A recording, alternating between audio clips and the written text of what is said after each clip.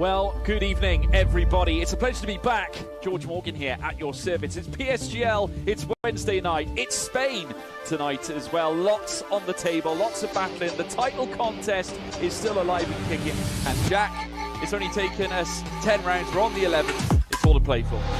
Boromant goes on the inside and takes the lead on the final lap of the race. Now it's side by side between Boromant and Warner, but Boromant's got the inside. Looking to take P2 in his very first PSGL F1 PC race. Incredible to say the least. You see that perfect lead. 1.5 seconds. DRS is the name.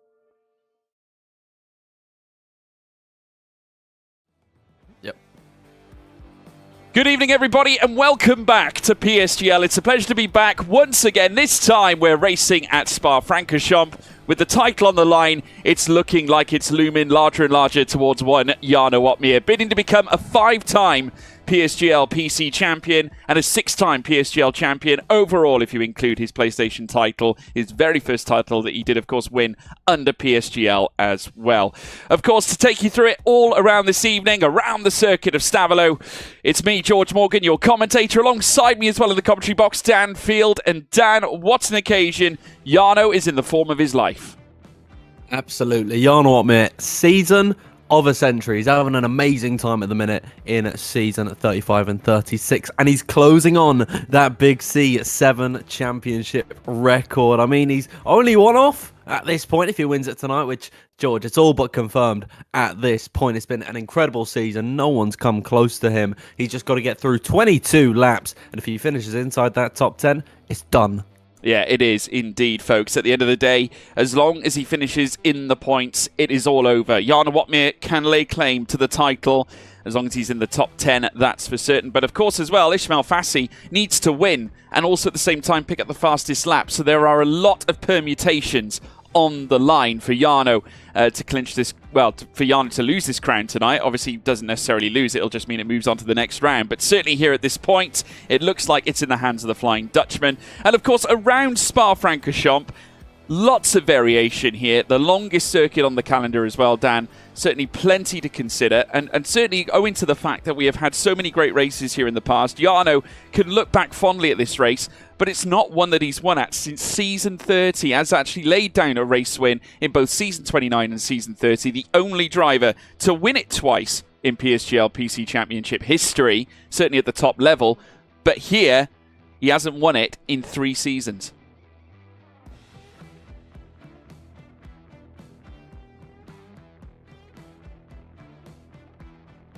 Come in, Dan.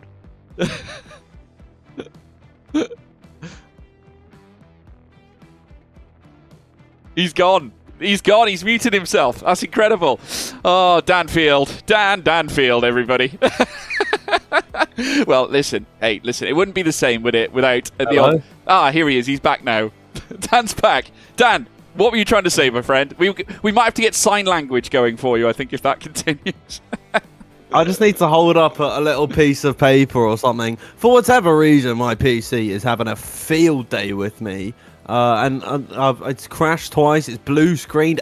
F123 is not going to work. I mean, it's just all going wrong for me at the minute, George. But I was saying that Jarno Opmeer, he's going to have to brush off that dust on his trophy cabinet. Maybe see if he can make some room for the Belgian Grand Prix trophy tonight. It's been one, of course, that you were saying hasn't won in a while. And we'll see how it works out for him. Yeah, most recent winner, Alfie Butcher in the Haas. Of course, someone who has done some sensational things already himself this season, has got close to a race win this campaign, hasn't quite done it. Several P3s, P2s, you name it, he has been right in the thick of it. He is just missing out on that one elusive victory that has certainly let him down through the course of this series. But here in season 35, it's looking like it's going to be the Flying Dutchman. The question is, can he seal the deal? You never know. Anything can happen in Formula 1. Anything can happen in F1 esports. Anything can happen here at PSGL. Ismail Fassi could go on to do some wonderful things, but nevertheless, it's going to be great.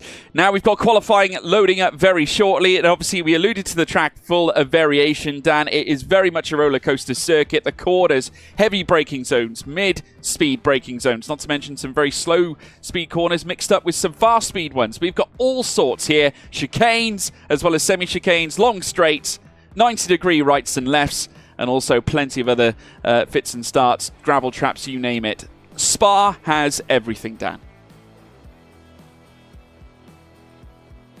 I think we've lost Dan Field again, unfortunately. We have lost him. Okay, so Dan Field's missing, everybody. Missing in action. But nevertheless, we are back. I will be bringing you, at least we will be bringing you qualifying. So I'm going to move across, obviously, as we get underway. And obviously here at Spa, no concerns in terms of the sunshine. It is looking all nice and bright, at least for now. A little bit of cloud is going to come into this.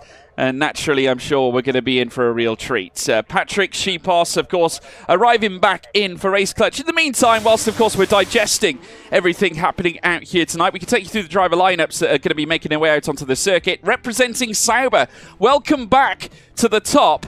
Dylan Warren now revisits PSGL PCF1 once again. He is joined by now free agent Shanaka Clay, of course, formerly of Williams, announced his departure only the small matter of a couple of months ago, and is now looking to get back in with another F1 Esports seat. And I tell you what, given the form that he's been showing lately in league racing, including here at PSGL, he certainly has a great chance of doing that. Tom Manley as well, back in the AlphaTauri, another sensational driver. Joining him, actually a former winner of this race back in season 27, Philip Presnader. Of course, when he was driving for the Ferrari team, he is now back again and racing for another Italian team, this time in the side of Faenza. Patrick Sheepos as well, welcome back to the Alpine driver. He is also racing, of course, representing Alpine alongside teammate Ruben Pedreño. John Evans and Danny Berejnay represent at Aston Martin. Of course, we've seen Danny Berejnay in recent times in different colours, of course, representing different teams. Of course, Jarno and Jake have been adopting the Mercedes.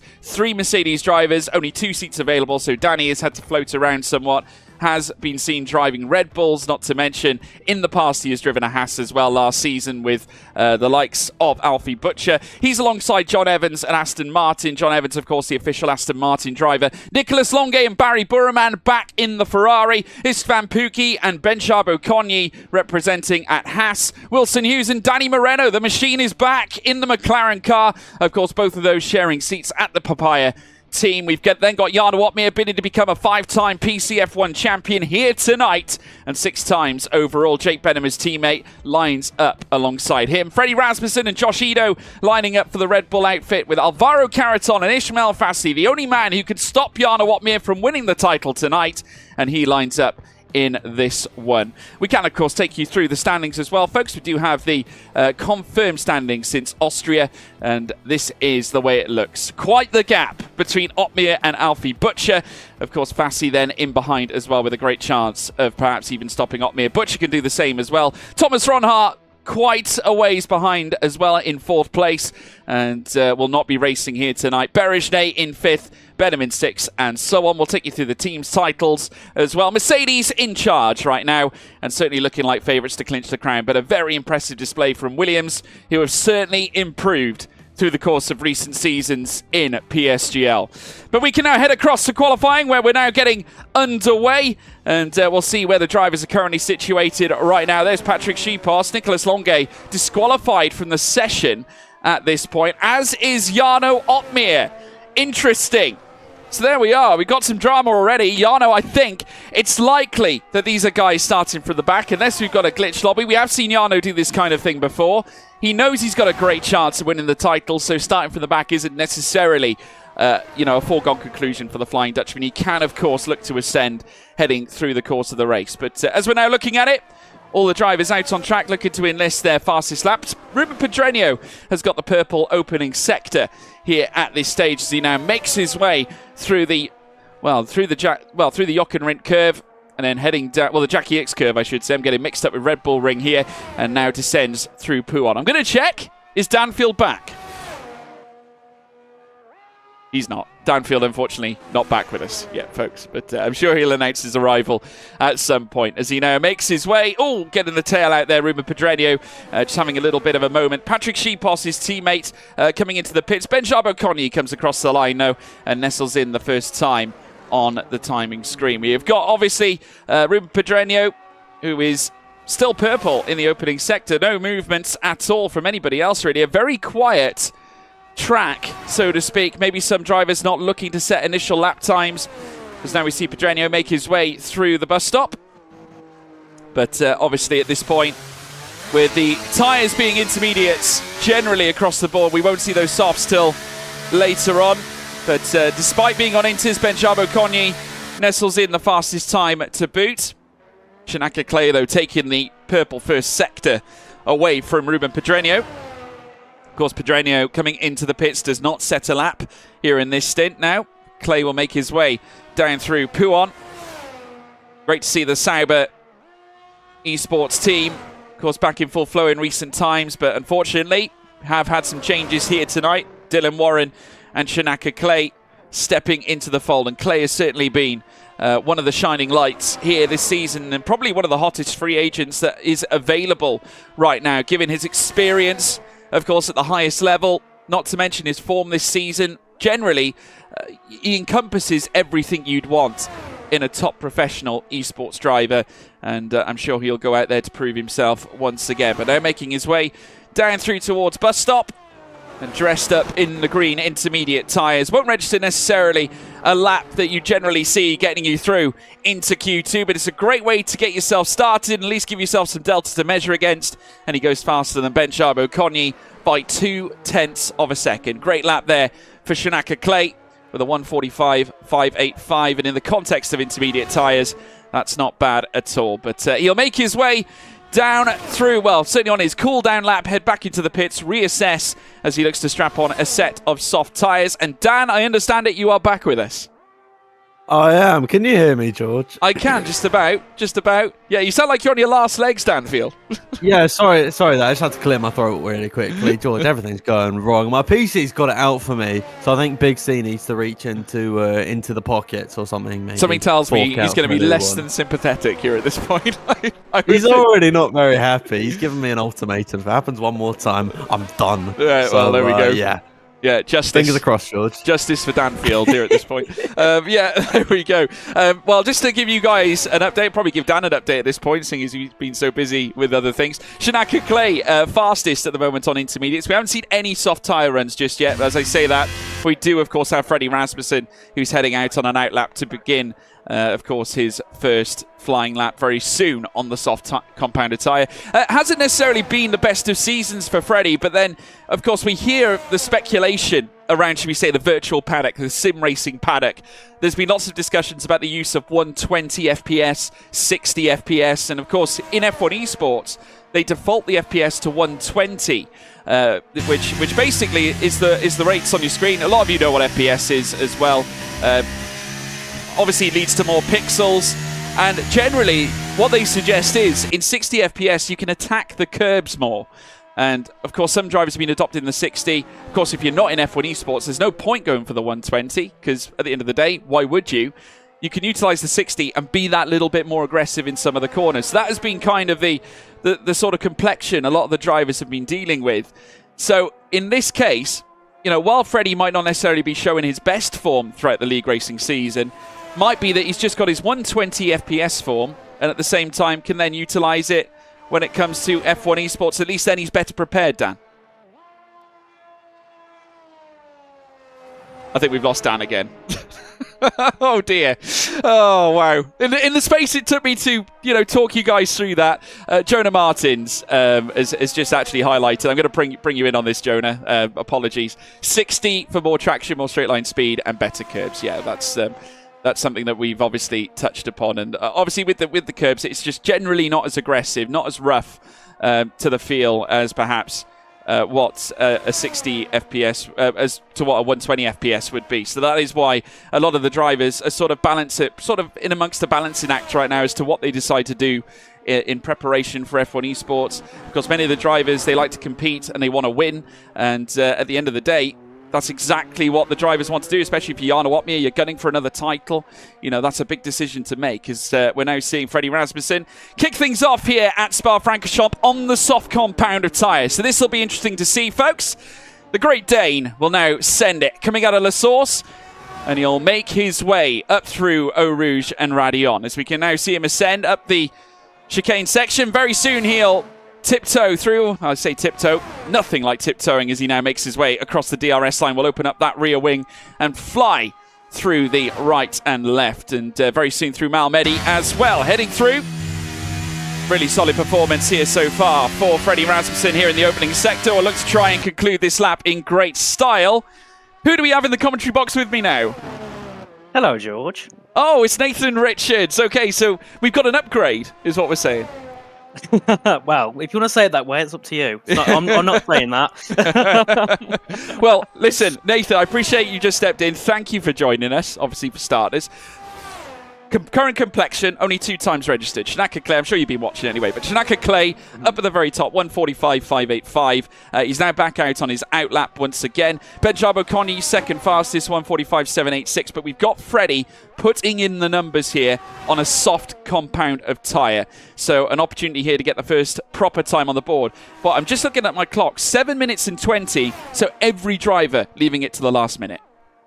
Yeah, and I think that's something we normally see around Spa, isn't it? Drivers kind of go at last minute to get the best track conditions possible. We know sometimes as well they have to go out a little bit earlier than they would on other circuits due to the fact it's such a long track. It's about 1 minute 40 for a lap, so you're looking around nearly 2 minutes for an out lap and obviously getting your tyres warmed up. So yeah, we do see drivers tend to go a little bit early, and sometimes they take their final runs on their first run because of how easy it is to get a competitive lap around this circuit.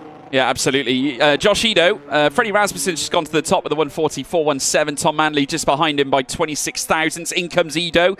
So it's very much a Red Bull contingent front 3 in this initial stage, but there are some purple laps floating around, including from this man, Danny Berejne, as he now makes his way down the straight in towards bus stop, and will now look to certainly escalate his position now through the right-hander into the left as they now head in the mean green machine up through towards the line. The Hungarian goes to the top. His form has been ridiculous. He's back to his best, seemingly. Danny Berejne has been so competitive, a 140.287 to enlist. But what I will say, we have got a Mercedes that's just gone purple in the first sector. It's one Jake Benham, while his teammates will not proceed into Q2. Jake with a great chance here this time, Nathan.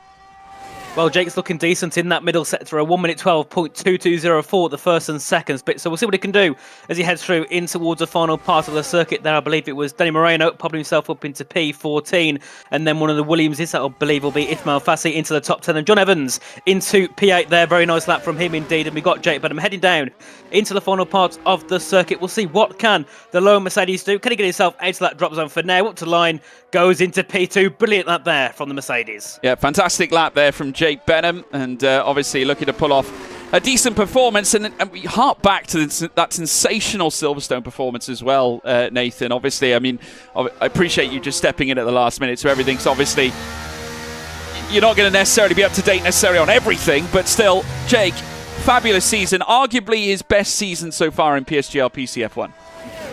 I think, overall, I've seen him in many other leagues as well, and Jake has just been performing brilliantly, hasn't he? Maybe he's putting a bit more time in, but wherever you see him racing, he's always near that top 10, even sometimes fighting for podiums and wins. So I think it's a great thing to see, of course, for Jake, and also to be a bit more of a, make Mercedes a bit more of a stronger constructor alongside, obviously, Jarno Opmeer, obviously, who's going to be starting from the back. I believe that is due to him choosing to start the back, isn't it, George? He hasn't been disqualified on purpose, has he?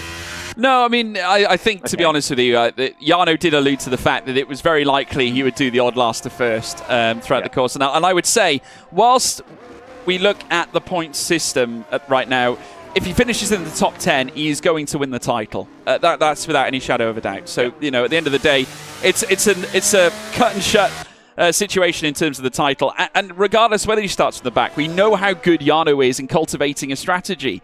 So, at the end of the day, great entertainment for the fans, great entertainment for us as commentators, Nathan. And at the same time, I think we're going to see a real barnstormer of a race as well, especially around Spa-Francorchamps. So it'll be interesting to see how he manages it. And we don't know what the weather's going to be either. I mean, whilst it's really nice and rosy, sunshine is out right now, when we get into the race itself, you know what Spa's like, can very easily rain. It can. It's a little bit like British weather, isn't it? It seems to just change instantly. It can be dry 1 second, 2 laps later, you get through towards the end of the second sector, and it is absolutely pouring down, and then you got to go straight back in for a set of inter or wet tyres. So I think the race will be quite interesting indeed. And with this track being so long as well, it does normally make it so if you make one mistake, you're going to be harmed a lot more than you would around a track like Austria, where it's only around a minute to get back to the bits. Here, it's nearly double that. So you've got to afford on that first lap not to make a mistake, not to get into a bit of contact, and just fly away through the first laps. After that, you can take it a bit more hostile, but on the first lap, just take it cautious. Don't bother getting yourself damaged at the start. As we can see, a few drivers retiring from the session, knowing their lap times there are safe. And well, the drop zone here in Q1 could be quite interesting. You can see the gap between Shonika Clay and Josh Edu is just, over a tenth and a half. Yeah, interesting to note as well, Danny Moreno setting his first lap on medium tyres. So obviously looking to try and conserve a set for later on. And now strapping on a soft set of tyres for this final run. So he's really placing his chips right into the centre of the table for this very final run now. Benjamin Oconi also looking to lift himself out of the elimination zone. 3 spots have already been confirmed for elimination, of course being Jana Watmere, Nicholas Longe and Dylan Warren, which means we stand to lose 2 drivers in this final run. So this is going to be a very feisty affair as it stands. Should it stay the way it is, Moreno and Jabo Conye will be out of qualifying, but it's very much a lottery here at this stage. Josh Edo currently on the bubble in P15 position, as we now see the cars looking to fight for position now heading through the Rivage section. The AlphaTauri now looking to head the way at this point, and now makes his way through the Jackie expend before descending through Pouhon still. Yellow flags scattered across sectors 1 and 2, obviously, as the drivers look to try and grab clean air. So imperative when essentially we're in a spec racing system. You know, there's no engine benefits in many different ways. So naturally track position is vital, because if you give a slipstream to a competitor, you're essentially helping them out and potentially sealing your fate heading through into Q2. Of course, and you can see the lap times from Danny and Jake being, 0.2s and 0.3s. That means anyone, I think, from 8th down could easily get themselves towards that lap time, meaning if you're Shonika Clay and below, you're not really safe at all, even though you've got a 2/3 gap to likes of Ben Shabakoni and Danny Moreno. But the issue they've got is they got a lot of pressure on them. Only 2 drivers go out in Q1, so it makes you look a little bit... It's even worse, isn't it, when only 2 drivers go out and you're one of the 2. And, both at lap times are considerably off those of the guys in that top 10. So they've got to find a lot of time as well with this. So there's pressure on them. But, these are the best 20 drivers on the game. If it's anyone that can do it, it's these guys. So we'll see what Bench and Danny can do. As I believe Bench is starting his lap. Just ahead of him will be Philippe Pressure heading down towards turn 1. 0.6 so far, so not the worst lap, but he can definitely find some key improvements. He definitely can. And of course, a former winner here at this circuit, as we alluded to, back in season 27 for the Ferrari team when he was a driver for them during the course of that F1 Esports Championship run. And now driving the AlphaTauri, Faenza based, of course. Also part of Italy. And representing the Italians, Philip Prejleder, though, a Slovak who is racing here with us in PSGL this season. And still very much on trend, still very much a fast driver, despite not necessarily being on the F1 Esports grid anymore, as he now hurtles across Malmedy and down in towards Rivage once again, keeping it tight to the inside, heading through this section. You want to be so careful, though. If you lurch onto the curb, it's slightly raised, so you can unsettle that car. Very easy to oversteer coming through No Name, now known, of course, as Jackie Expend, as he now descends through Pouhon this time around. And then through the Lafania chicane, that is the next one on his list. Needs to try and position the car in the right way as well to maximise the speed through the second half of this particular chicane. And it's Campus and Stavolo where he could potentially light things up. And I can tell you, he's already done a 29.8 in the first sector, and he's just managed to find 71 thousandths already now in sector 2 as well. So he is on an improver. Here is Philip Prejleder, and looking at the time deltas, the gap between Ps 1 and 2, of course, Berejné and Benham, only a mere 49,000. So it just goes to show the finest margins can make all the difference. As now Prejleder heads through the final 2 corners here at bus stop, looking to try and find some rapid improvement that could get him through and consolidate a place for Q2. Goes 4th fastest. That's a great time indeed for him, as now we see more cars coming up towards the line, including Benjamin Conye, who does move up to 12th, but it's far from safe here at this point. And now we can see Danny Moreno, who is also looking to light things up. He's on a personal improvement as well with a 29.8 in 8, 4-9 in Sector 1, 42.925 in Sector 2, all dressed in papaya. He's not going to complete the lap. Sensational. So obviously must have suffered something, or in some cases, perhaps just not looking to qualify for Q2 at all whatsoever. Here comes Ido, now looking to break out to the bottom 5. He does! 2 Red Bulls occupying 3rd and 4th. A great lap indeed as Caraton moves up to 10th here, Nathan. Indeed, and that knocks both of the McLarens, being Wilson Hughes and Danny Moreno, into the drop zone. Big shame for the McLaren team, but very nice to see the likes of Josh Ido get himself up into 3rd, and we can see the final classification on our screens. It's Danny Moreno who goes quickest with a 1 minute 40.287, and Jake Benham in 2nd place. The 2 Red Bulls sitting 3rd and 4th, followed by Ishmael Fassi in 5th, Chanaka Clay in 6th, the 2 Alpha Terry sitting 7th and 8th, Barry Bromans in 9th, and Ruben Progenio in the top 10. Then we have Alvaro Caraton in 11th, Istvan Pukki in P12, Patrick Sipos 13th, John Evans 14th, and Ben Shabakonyi in P15. And the final drivers we did lose in that session being Wilson Hughes, Danny Moreno, Jan Wotmere, Nicholas Longe, and Dylan Warren. So going into this qualifying, George, now, many drivers who were very quick being knocked out in Q1. The question for Q3 is, well, who's going to go out? Because anyone could here. They could. And I tell you what I'm going to give you, Nathan. I'm going to give you the camera screen clip. I'm not sure whether you're already on it already, but I can give you the link. Because obviously we want to see your face. And I will put your comms tag on there. Well, I will try and put the comms tag. I don't think I can. Because obviously I've got a new social media tag now, folks. So, yeah, incredible. Yeah, at the end of the day, all certainly sets out to challenge us. Let's try and find you now, Nathan. 2 seconds.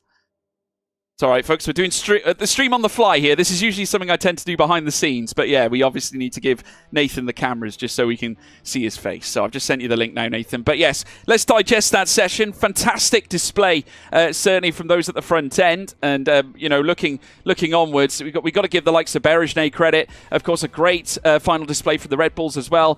Ido finding that clutch lap when he needed it most, Nathan, as well. Which I think, again, vote of confidence for... well, certainly for the Red Bull team. Of course, and I'll get my camera on in just a second. I've just got to quickly sort this out. I'm not used to doing it on the fly like this, but I'm sure we'll be with us very shortly. But so far, you know, Q1 was quite interesting, but obviously my heart does go back to the McLaren team, who were, I think, definitely looking to get themselves through towards Q2 and Q3, and unfortunately that won't be the case. But many drivers getting their way through into Q2, maybe a couple that we don't normally see take part in Q2 and Q3, so that also gives them some higher confidence going through in towards this Belgian Grand Prix, which, even though it's got some of the shortest laps, I believe it's still one of the longer races, isn't it, George? It is. One of the longest races on the calendar.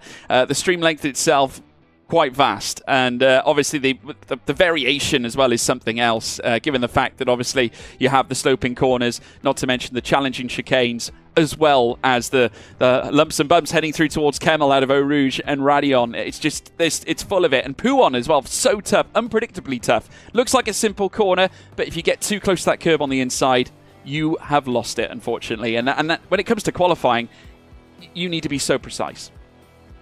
Of course, and I think this track is actually quite difficult. I don't think it's an easy track whatsoever. You know, some corners are a lot easier than others in the Formula 1 cars, but I still think to many drivers this track is still a challenge in the sense of it's that long.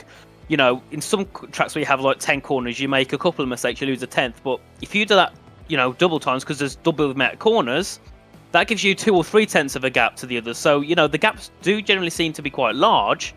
And that's why sometimes I'm surprised when we see whole fields separated by 2-3 tenths of a second, because of how perfect your lap's got to be so close to those at the top. And we can see a few people on their out laps, and some of them seems back in the pits, unless they're just sat on their lap and the camera looks a bit junky. I'm not quite sure. But no, Ishmael Fassi heading back into the pit lane. So I'm not sure why they do that, and I've noticed it before. They go into the pit, they go out on an out lap, and then just go back into the pit lane. And I still don't understand why they do this. So if anyone does know and would tell me, that would be greatly appreciated. Well, I'm sure we'll advise as time goes on as well. For the benefits of everyone at home, we are going to put the full track map on for you guys as well. And we'll take a look at the circuit. Nathan joining us now on camera. Big warm welcome to you, Nathan, as well. Great to have you here. Just quickly as well, folks, I need to get the telemetry put back on as well. Just 2 seconds. I changed from screens because obviously I've had to adjust the cameras due to Danfield's departure from this broadcast. So I've had to try and sort this out on the fly. Very challenging. Not generally my favourite thing to do, to be doing this mid-broadcast, but it is what it is. I get given the hand I'm given half the time.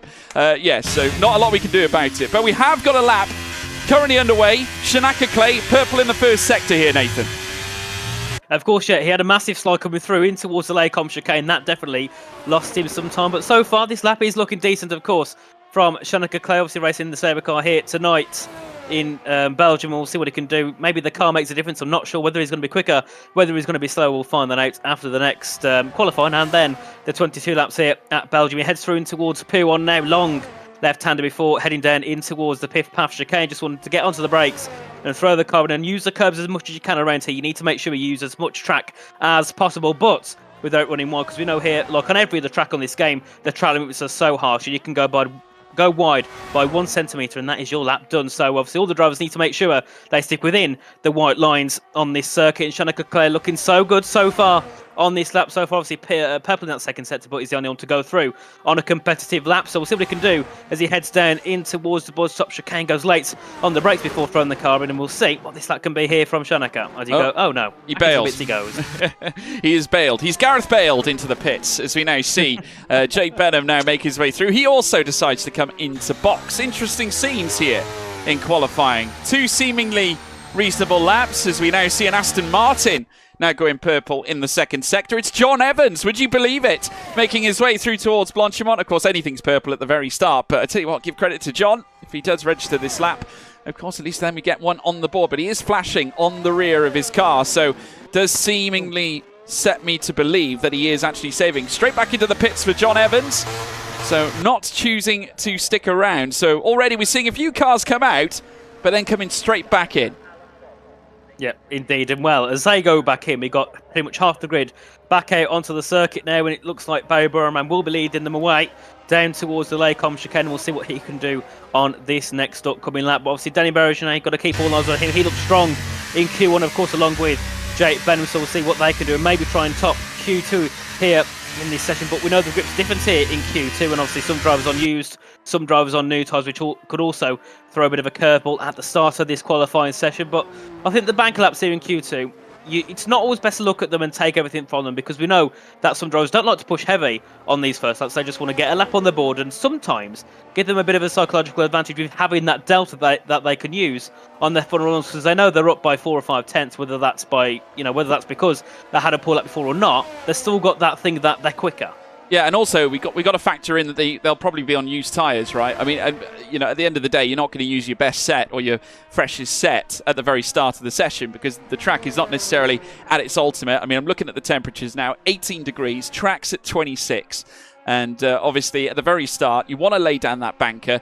May as well do it on a used set of tyres, because going back to that confidence factor, which I think is still, very poignant here towards the end of a session, you can look and visually see the delta right in front of you when, of course, you've improved sector through sector and you're showing either green or purple, and you just know for a fact that you're going to put in an improvement on your lap, which gives you that extra vote of confidence, that extra will to brake later, but at the same time maintain control of the car. So that's exactly what these drivers are looking to chase. But of course, we still have 5 elimination points that these drivers will have to try and escape from. Of course, heading in through to Q3, where we will have the pole shootout, as now Barry Burman gets us underway here in terms of fast laps this time around. Now the question is, can he immediately steal the opening purple sector? Of course, the last person to do it was one Jake Benham, who managed to notch together a 29.8 in Sector 1. But of course, subject to the tyres, it could be the case that if they are running used tyres, then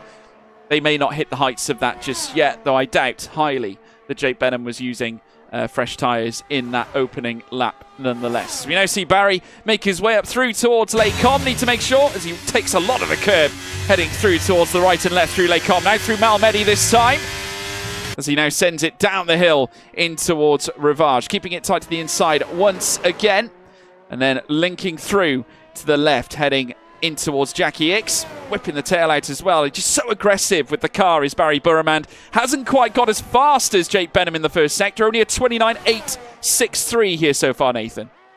Of course, but I think also it comes down to setup. Some cars will be more, dulled in towards that first and third sector. Other cars might be a little bit more quicker in that second sector. Obviously, you've got some of the slower corners and also some of the corners that require a bit more turning in than in that first sector. We'll see what Barry can do as he heads through into that middle sector. 1 minute 12.239 for that split. So looking decent so far here for the Ferraris. He heads his way in towards Blanchimont corner. This is where we'll see some cars be a little bit quicker due to their setup having a little bit less downforce on the car. So obviously we'll see that at the end of the laps, and we'll see who can be quicker in that third sector. Heading into the braking zone here at the bus stop chicane, just throws the car and uses as much curb as he can. Gets on the power nice early on the exit, foot to the floor, goes up towards line. What will it be for Barry Burman to the top with a 1 minute 40.284? Brilliant banker lap for him in this session. We'll see what other people can do as Ben Shabakonian that goes into second with a 0.352. Yeah, absolutely. We got more cars as well coming through. Tom Manley being one of them as well. Barry still holding the top time, but Manley was fastest of all in the second sector and goes fastest of anybody on the timing tower to boot as well. In comes Ishmael Fassi, but to say his teammate Alvaro Caraton's name, he went fourth fastest. Fassi joins him in fifth fastest this time, though we do have some other times coming through. Jake Benham actually initially did show a big improvement as well in the first sector in his own right as well. Philip Prejnader as well has actually gone purple in the opening sector in his own right. Berejnay has gone second fastest. We just missed out on him as well. Freddie Rasmussen third. Here comes Prejnader. Now can he, well, certainly launch a purple sector 3 as well to go along with the first sector that he managed to obtain. Only enough for 7th fastest. So certainly not the best that we've seen from him, as Jake Benham can only go 13th fastest as well. So despite showing early promise in his first run, it hasn't necessarily worked out this time, with only Patrick Shepos and John Evans not setting laps because they invalidated their runs on this occasion. But Tom Manley quickest here, Nathan. Of course, brilliant lap indeed from Tom Manley to be just over a tenth clear of Danny Berejnay, who I believe has got the same time as he set in Q1 at the top. And you look at that gap there, P2 all the way down to P11. He's just over a tenth of a second, which means no one here is safe at all, not even Tom Manley on that 40.1. So the end of this session is going to be quite chaotic, and we'll see many big names going out because we know that the grid is that close. One minor mistake, one track limit violation is going to be someone's session, most likely over here in Q2. And we can see, of course, Patrick and John not getting the ideal laps they need at all. No lap set for them. And also Jake Benham, quite surprising to see him quite far off the pace, whether he's on used tyres or maybe he made a mistake on his lap. Well, it's going to be one of those two indeed. So a big shame to see Jake now in that drop zone, along with, of course, Ben Shabakoni, Ruben Pedronio, Patrick and John. So we'll see what they can do. But Alpine also need to find something here. Not an ideal scenario, but I'm sure they got more than enough pace to try and fight for that top 10. But so far, it's looking so good for Danny Berejnay. He's been, quickest in Q1, second fastest here in Q2.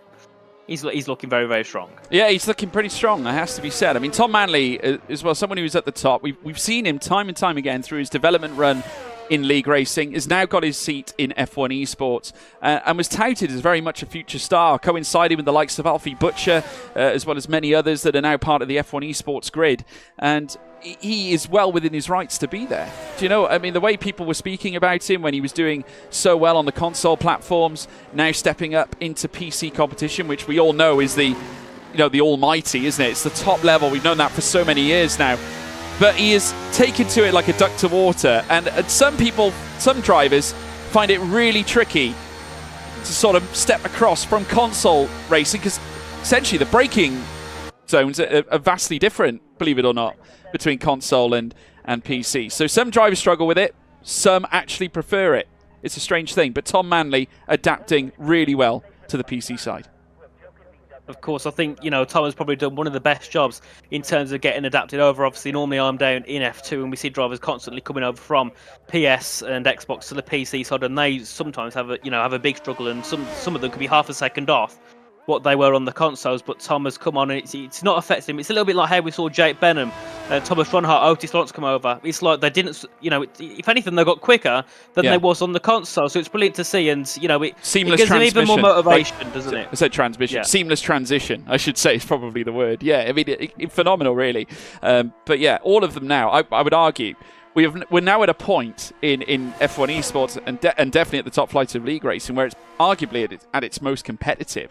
And aside, obviously, we talk about the FPS situation in terms of the benefits of, traction, curbing, things of that nature.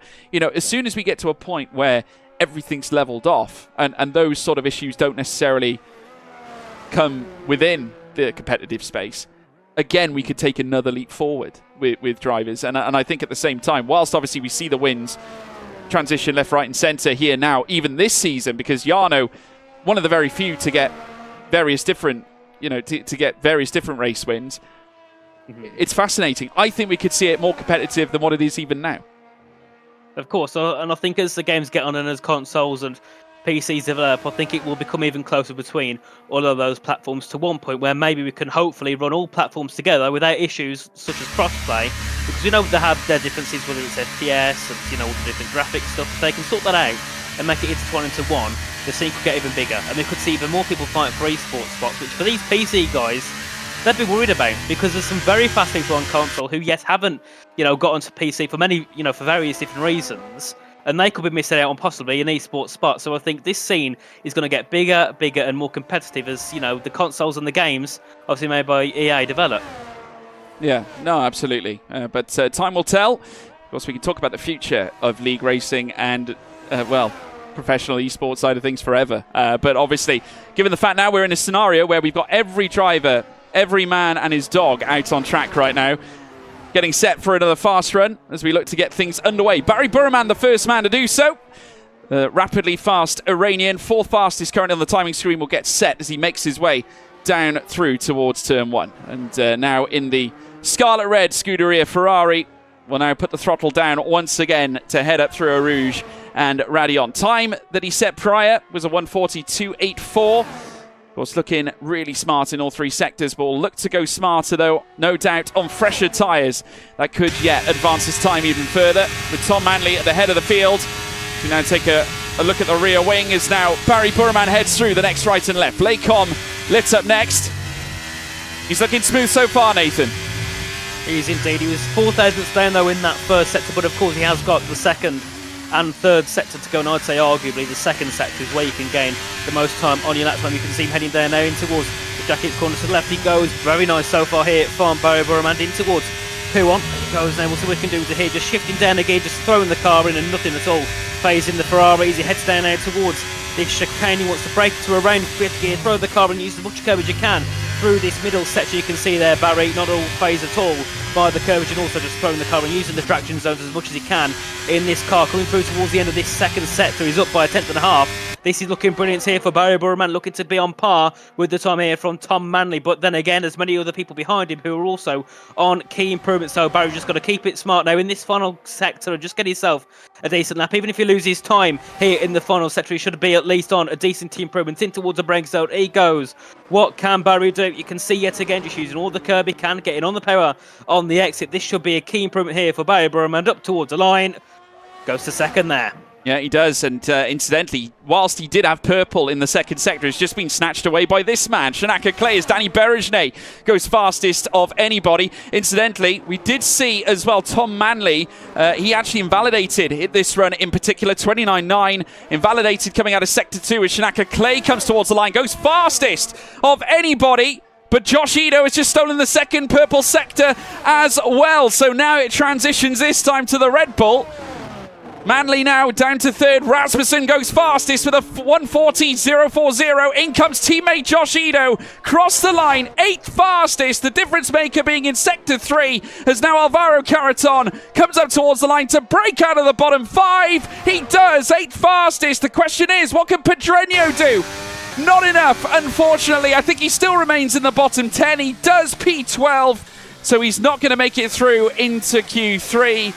But what a lap from Freddie Rasmussen. Whilst he wasn't purple in any of the sectors, he managed to improve to garner a P1 place here in Q2, but only by 17 thousandths to Shanaka Clay in second place. Danny Berejne in third.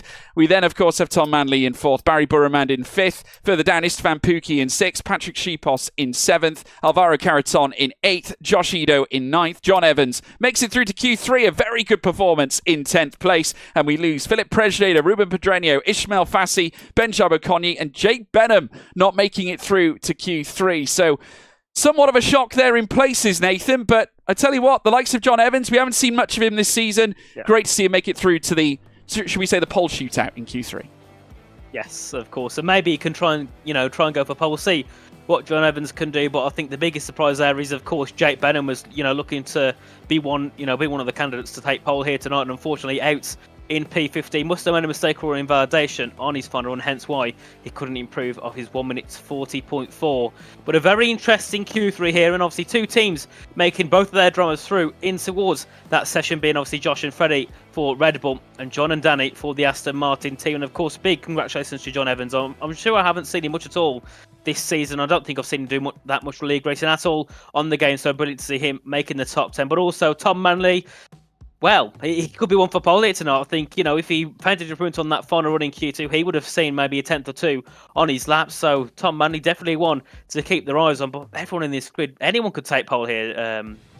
George. I know you called you Dan for a second. So used to saying Dan, not George. Playing a very dangerous game at the moment. He's not in the good books, unfortunately, with PSGL Boss Big C. So there we go. Can't go there. But yes, in the live chat, everybody get involved. Of course, we want to hear from you. Who do you think is going to take pole here in Q3? We've got 10 drivers now looking to go out to garner that position.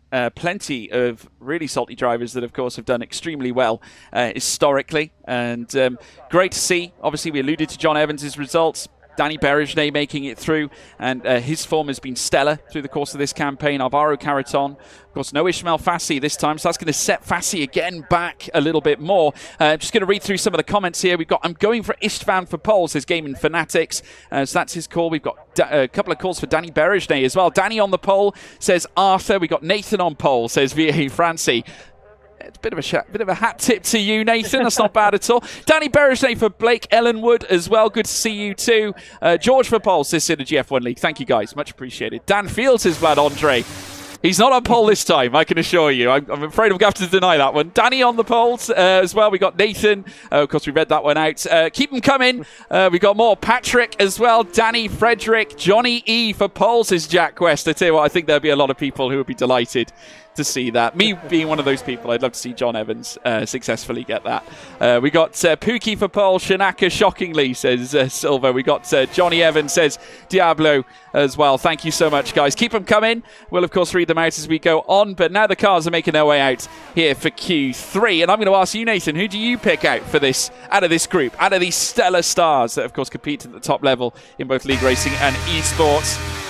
You really do have a wide selection to choose from. Of course, but as we saw in Q2 and Q1, the gaps are 2-3 tenths of a second, so it's really hard to call who I think will get pole. But I think, from what we've seen so far, Danny Berejnay, we was consistently at the top in Q1, consistently at the top in Q2. So I'm going to go with Danny Berejnay for pole. He's been the most consistent. But as we say, anyone here on this grid could take pole, so it's still a bit of a wide guess, but I'm going to go with Danny Berejnay. Yeah, Tom Manley again looking to try and break away at the front. We saw him do a little bit of this in the previous session. A little bit of this was happening as well in Q1. Like we said, folks, don't want to give away a toe at this rate. And a lot of the drivers, obviously, especially here at Spa, would definitely gamble for one, given the fact that we have that long run up towards Les Combes, and not forgetting Blanchimont as well, heading through towards the bus stop. You can really garner some extra thousands, extra tenths, all the vital ingredients to putting together a truly super pole lap, as we now see them get underway. Here comes Tom Manley through towards La Source. Needs to try and hook this one up, of course, Nathan. Very tricky around Spa, as it is just so vast. As we allude to the variation time and time again, there's also variations when it comes to sectors and lap times. Of course, but I think the good thing here for Tom Manley is he has no cars ahead, so if anyone makes a mistake, he hasn't got to worry about moving away and getting out of the way of other cars, so he can just fly away and get his lap time done nice and easy. He heads down the Kemmel Straight, of course, with that DRS to aid him even more time in this first sector. 29.870 in the first sector here for Tom Manley, looking so far, so strong in this first sector, heading through in towards Malmedy, then of course down in towards Ravage, and yet again, like we've seen with every other driver, just getting themselves onto those curves, using the curves to launch the cars around, using the traction to bring the cars through as well. We know traction rotation is quite high on this game, so if you can nail it, you're going to be one of the quickest drivers indeed, especially around the track like Spa. In towards Pilwell, he goes, you can see there, a little bit wide, but nothing harmful to his lap as he heads down in towards this next chicane, braking just after that 50-metre board, throwing the car in, using the traction, a bit of a slide slide there from Tom Manning. That could lose him some time. Definitely a Cobra moment for the AlphaTauri as he heads down towards the end of this middle sector. And so far, what will it be? A 12.2. So George, despite a big mistake, is still on for a very competitive lap. Yeah, it was right on the edge, wasn't he, of just losing the car altogether. We did allude to Puon being so risky, and it is a challenge. But Tom Manley rising to that challenge now, 42.3 in the second sector. We've had 2 invalidations already. Frederick Rasmussen, unlikely invalidating, but he has done, and also Istvan Pukki invalidating too. So it is now Tom Manley who crosses the line. He'll set the first time on the board and goes to the top as expected. First lap registered here so far, as we now see Josh Edo, who's going to look to join him as well. Crosses the line, goes second fast. It's not enough to topple Tom Manley just yet. We do, of course, though, have Barry Burman, who has just got purple in the second sector, a 42.101, as he looks to fly through the bus stop chicane. We've got an Aston Martin that crosses the line as well of John Evans, a 147.99, as Barry goes to the front. The first 139 of the session so far, so that is certainly a stellar display from him. Danny Berejne going second fastest. Pukki, unfortunately, also not nestling in a time just yet. Alvaro Caraton now making his way through towards the final 2 corners. He's going to look to register his time, a 29.9 in Sector 1, 42.656 in Sector 2. Can he muster something? Only 7th fastest, but higher than John Evans, at least for now. And of course, Rasmussen and Pukki both invalidating their laps. But Barry Burman back at the top, a Ferrari back on the top here at Spa for the first time since Philip Prejnader in season 27. Of course, and I think one thing we can see, obviously, from some of these laps, obviously Josh Edu down, obviously they're on used tyres. I think it's pretty clear to say, as so many of them are off the, we're off the pace of Barry, Danny, and Tom. So we'll see what they can do. Obviously, when they get onto a fresh set of tyres, we can see obviously Istvan and Freddie obviously not getting their lap times in, so they'll have to go back into the pits and go out once again. Obviously, probably for one last run or maybe 2 if they can try and squeeze it in. But with it being such a long track, it's hard to squeeze so much laps into one session. So I think with 5 minutes left to go, I don't think they got anywhere near enough time to go out again. So 1 lap, I think, left for everybody. This session, this Q3 could be quite interesting because all those 14 we've seen nothing to what they can do. So Barry and Danny looking strong with their 39.9, but everyone behind probably has got a lap closer to it, if not quicker. Yeah, I think so. I mean, the one thing we can take from this, obviously, Barry Burman, former champion, Nathan, and, very, I have to say, it was very controversial, the grand finale at Yas Marina. Of course, it went to the following day. We did the broadcast. Of course, the stewards were working through the night.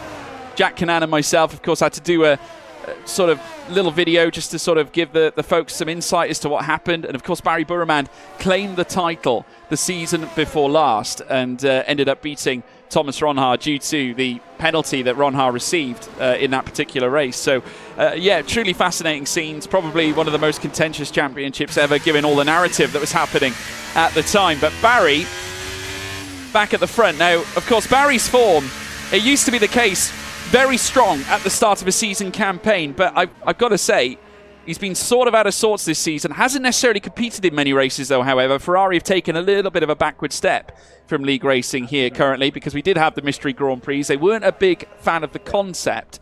Therefore, they decided to sort of take a back seat. But, with F1 Esports ongoing, certain teams have different programs. They have different priorities. Though it's great to see Ferrari here when they are here. Of course, and I think one thing we can take away from that is the fact that Barry might not be here all the time, but when he is here, he can be up towards the top. He can be in the top 5 and currently on provisional pole, so that is good for him. And maybe if he gets to, I presume they all get practicing, but maybe he does a few more league races on this game, we could see him even further up top. We could see him fighting for pole even more. So Barry in very strong suits at the moment, along with, of course, Danny Berejne racing in the Aston Martin here tonight. He's also going to be looking for pole. My pick for pole is, of course, Danny, and we'll see what he can do on this final run. And now I've said it, he's going to have an issue and come last. I'll guarantee it. It happens every time. I say they're on pole and it doesn't happen. I remember last time in a league somewhere else, I said the person down in 20th to get pole and he crashed in turn 2. Yeah. So it didn't quite end well. No, it didn't. We already have cars making their way out for the final runs here in Q3. The timer now ticking down below the 2 minute and 50 mark. Question from Vlad Andre. How many wins in a row does Jarno have? Well, he's got 4 on the spin up to now, and he's won 5 races in his last 6 he's won 5 races in his last 6 races. So the form has certainly been in the favour of the Flying Dutchman, and it truly was a grand performance. back at Austria, and is definitely teed up a fantastic run heading through towards the final 3 races of the campaign, including this one at Spa. So obviously a 1:39.952 though to beat here in this session of Q3. Get your comments in the chat, folks. We want to hear from you. Who do you think is going to take this one in terms of the pole position? It's been quite a fraught one all season long. Many different drivers stepping up for pole. Danny Berejnet's 1 lap pace, can I just say, Nathan, impressive through the course of this campaign.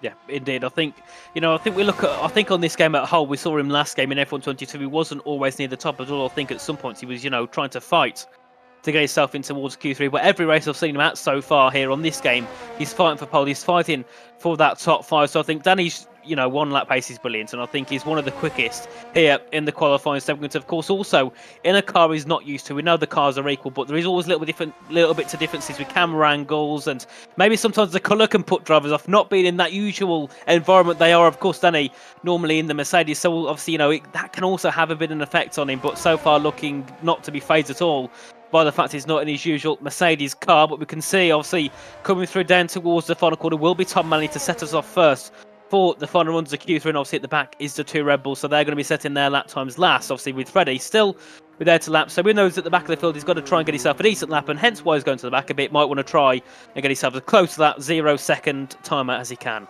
Yeah, seeing lots of comments in the live chat. We've got Danny will be on pole, says Jakob. We got Philip for pole, says Chet Mappin. We've got lots. Barry as well. Kevin's been touting for Barry Burremand. Yeah, great to see the names Barry Burremand as well as Danny Berejnet getting voiced up on the stream so far. As we now see Tom Manley hurtle over the crest and then head up the hill at Kemmel.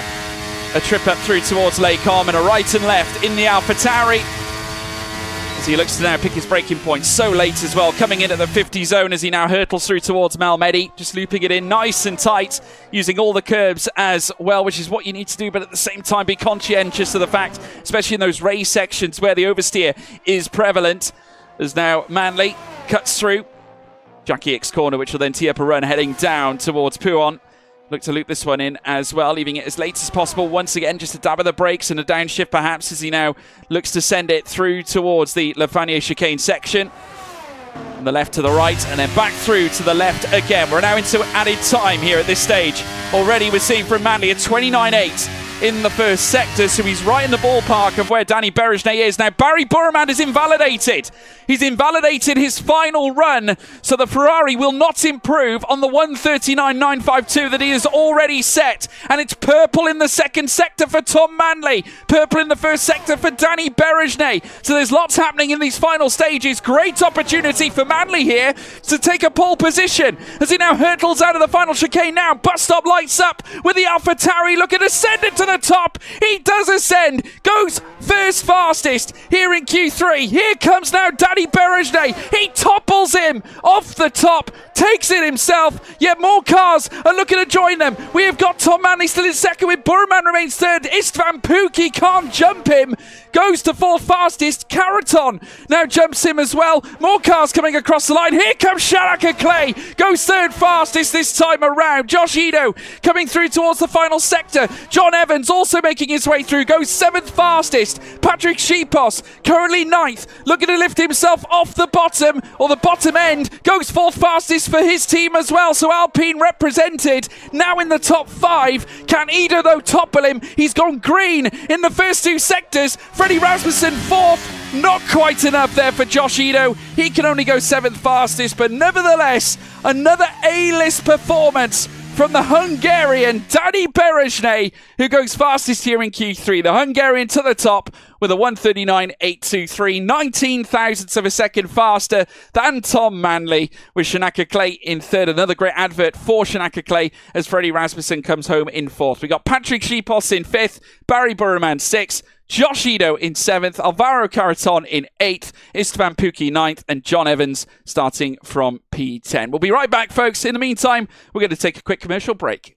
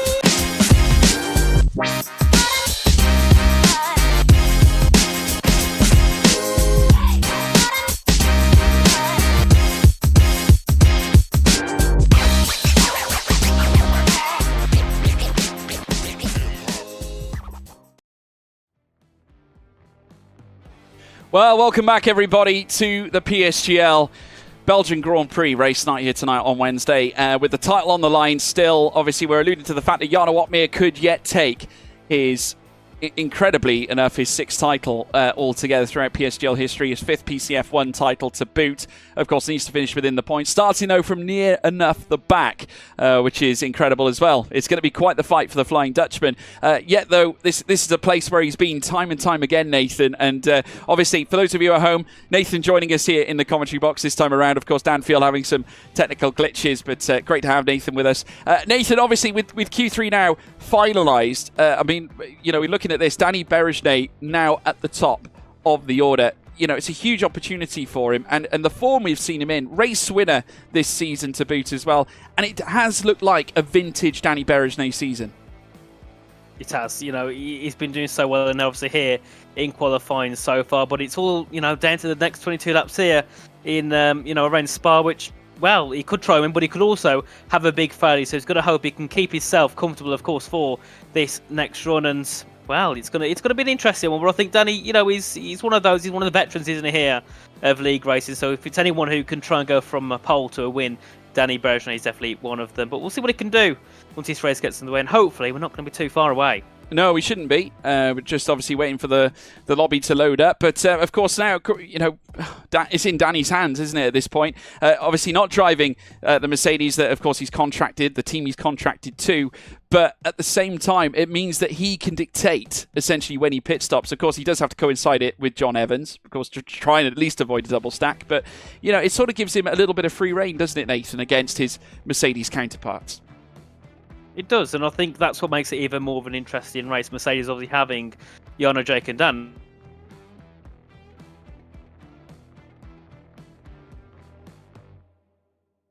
They could try some different times at the start. Danny could go for something completely different at the front, and that could obviously help Mercedes in a bit more of their development stage of this circuit. So I think that's another good thing that Mercedes can take away from this. And I think we all know that, I believe Jarno takes the championship as long as he finishes in the top 10, isn't it, George? Yeah, it certainly is that. Jarno Opmeer has a great chance of obviously taking the crown. As easy as that, really. Ismail Fassi, if he finishes as a winner and takes the fastest lap as well. Of course, it does continue, but Jarno would have to finish in P11 or outside the points, basically. But yeah, it is all on the table. The card's very much stacked in Jarno Opmeer's favour, but still, we're going to witness a great race. And you can bet your bottom dollar that the likes of Ismail Fassi, Alfie Butcher, you know, they're going to want to try and do their absolute best. But it's going to be interesting nonetheless. I mean, obviously, Butcher not here tonight. Fassi with a great chance. Let's just remind you guys of the lineups here this evening, because it's obviously you know, a huge battle. We've got Dylan Warren and Shanaka Clay stepping in at Sauber. Obviously, no Thomas Ronha competing here this evening. Tom Manley and Philip Prejnader. Prejnader very impressive in certainly certain stages of qualifying. Certainly has shown that he's still got the pace around Spa. Tom Manley also looking very impressive too. Patrick Sheepos and Ruben Pedreño. John Evans getting into Q3. That's a big moment for him. Danny Berejnay taking pole as well. So Aston Martin looking very strong here in this race too, with Nicholas Longuet, Barry Burramand back in involved again as well. Of course, Longuet starting from the rear of the field, much like Jarno Opmeer. Istvan Pukki and Ben Charbot-Cogny in the house. Of course, no Alfie Butcher, hence why it's only Ismail Fassi who can stop Opmeer tonight. Wilson Hughes and Danny Moreno line up for the Papaya team. They had a rough time in Q1. Jarno Opmeer starting from the back end as well. Jake Benham showing some really good form. Frederick Rasmussen, who also excelled into Q3, just not quite able to snatch that pole time. Josh Edo as well in the mix with Alvaro Caraton and Ismail Fassi representing in the top 10. And it's been a very strong time for the Williams pairings. Of course, the drivers themselves have been in the midst of some great points battles. Fassi now third in the championship, but of course Opmeer right at the front, the only driver in triple digits in the drivers' championship, 106 to his name. Butcher in second. Of course, Fassi can move up as far as second today, should he finish in the points, because of course he will go ahead of Alfie Butcher. Thomas Ronha in fourth. Danny Berejnay with a chance of rising up the order as well. Jake Benham, of course, Otis Lawrence, who is not here this evening. Caraton, who has been great in recent weeks too. So great points on the account. Certainly an opportunity for some of the drivers as well to sort of raise the stakes as such. Just have a look at the constructors. Mercedes dominance so far on show with 142 points for their name. Williams there in second place on 88. Looking to consolidate that position come the end of this particular race as well. Sauber Esports as well in third, with McLaren Shadow in fourth, with Red Bull Racing in fifth. Further down then we have after McLaren Shadow, Alpine then in seventh. Scuderia Ferrari, who have missed a good portion of the races this season, down in eighth. And then further down we have AlphaTauri in ninth, and Aston Martin F1 team, who have not scored a single solitary point this season, and which is somewhat, well, I don't want to say somewhat of a surprise, because we haven't seen much of the Aston Martin lineup either, have we, Nathan?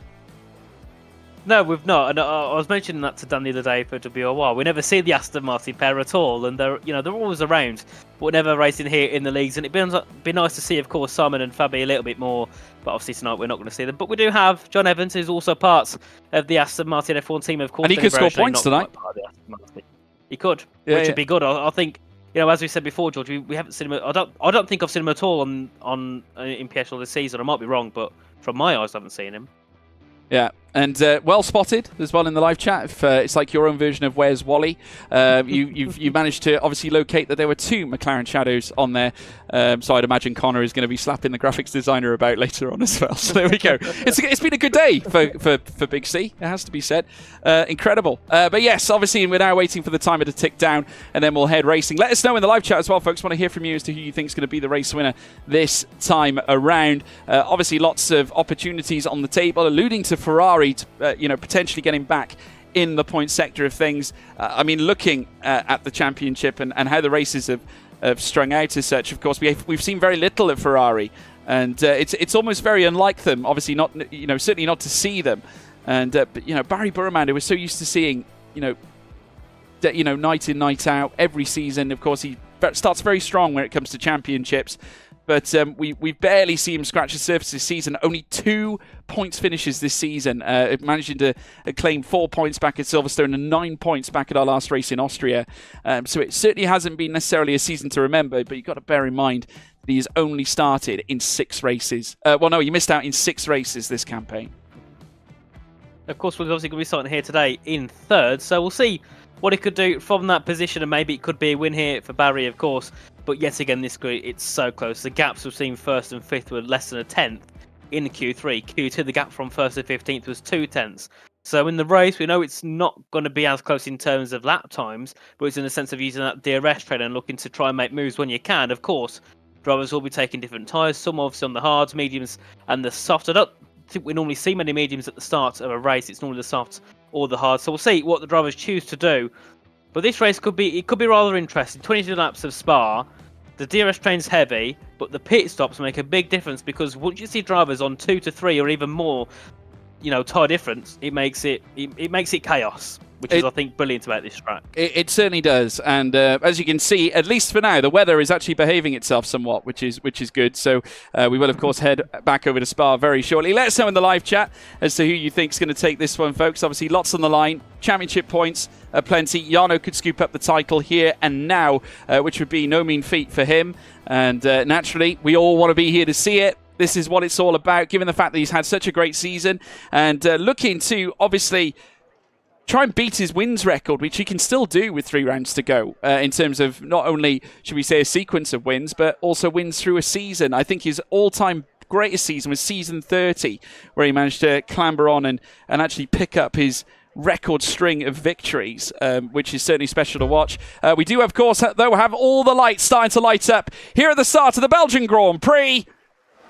And it's pedal to the metal. And it is go, go, go, go, go. And here at this point, so they make their way through towards turn 1. It is Danny Berejnay who leads them through. And it's Tom Manley in behind as well, as they now helter-skelter make their way out of turn 1 through towards turn 2 and turn 3. Berejnay with a very, very decent lead. An advantage which can very easily sleep away. Heading up the long Kemmel straight. Josh Ito right in the mixer, as well as he looks to try and challenge Alvaro Caraton. But a very clean getaway. Dylan Warren also making places. Nightmare though for Jake Benham, who is getting hoovered up by all the cars around him here. Istvan Pukki going up the inside of John Evans, as well as Evans looks to go on the attack. A shaky moment though for the Aston Martin, and in comes Philip Presneder, who dives in down the inside heading through Rivage.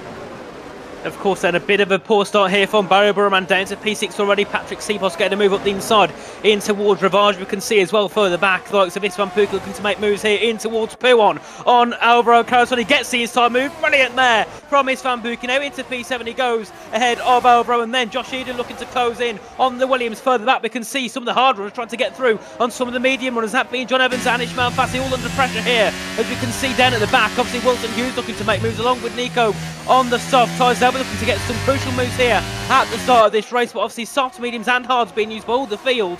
This strategy, strategic play in this race could be very, very interesting. We can see, of course, now Barry being overtaken there by Istvan Puk. I'm not sure what's happened to him, but a very poor start here for the Ferrari. Yeah, very promising move there from our season 32-33 race winner here at Spa, Istvan Puk.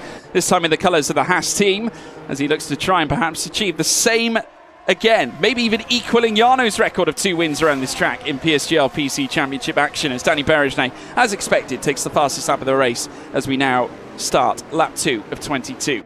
Plenty more to come as we now see lots of movements further down too, as Ishmael Fassi loses out to Nicolas Longue as they head up the hill very shortly through Rouge and Radion over the crest and then fly up through Kemmel. Further up the order, Freddie Rasmussen looking to try and gamble perhaps. We can also see some movements for the front end of things. Tom Manley threatening a little bit on Danny Berejnay, who moved into the inside to perhaps semi-defend the place, but coming through this chicane section, diving through now Malmedy, and now descending through towards Rivage. Now it is still Berejnay though out in front. The top 7 all on soft tyres, with Caraton down in 8th mediums, a collective of mediums there as well. Very important for Wilson Hughes to actually gain a few places here, because he needs to try and jump those on the mediums here, Nathan. It does indeed, and we can see obviously further ahead Freddie Rasmussen making a move on Shanaka. Gone wide. Shanaka's gone very wide and losing there down to P7. He's gone obviously, he must have hit that inside curb and shot off the circuit then at P1. Big shame, of course, for Shanaka Klein. I thought for a second that Freddie made a move in towards P1, but no, Shanaka just went wide, and there we look further back as well. Barry Burman has lost that 1 second gap to the top 6 as he suffered some damage at all, because he's not on the pace at all of those top runners, and we can see already Alvaro Caraton looking to make a move here on the soft runner, so Barry is going to have some sort of underlying issue here. Yeah, I think he must do. Very, very slow right now. Maybe made a mistake at some point. We did see that Shanaka Clay did exactly that. Whether the same issue was confronted by Barry Burman as well, I'm not quite sure, but heading through bus stop, Caraton's all over his tail as now the fastest laps begin to transition between the drivers through the field. Istvan Puk currently holding on to it right now as they head down through towards the source. DRS now enabled here on lap 3 of 22 this time around, so a great chance for Caraton to actually displace Barry Burman here in this race. And Caraton showing a little bit of flair, a little bit of form. Williams team, who have harnessed him now for quite some time, is going to lay down the power and look to attack Barry Burman this time around as well as they hurtle up the hill. This time wheel to wheel. Danny Berejnay now under threat from Tom Manley again as they head through towards Lake Com. It's Caraton though on the medium tyres, who now moves up into 7th, and Barry Burman down into 8th. Josh Edo smelling an opportunity of his own as well as they look. Oh, Barry's out! Goodness me! A massive crash. Barry Burman, a safety car has been released, and the Ferrari unfortunately bidding it coming out of Malmedy here.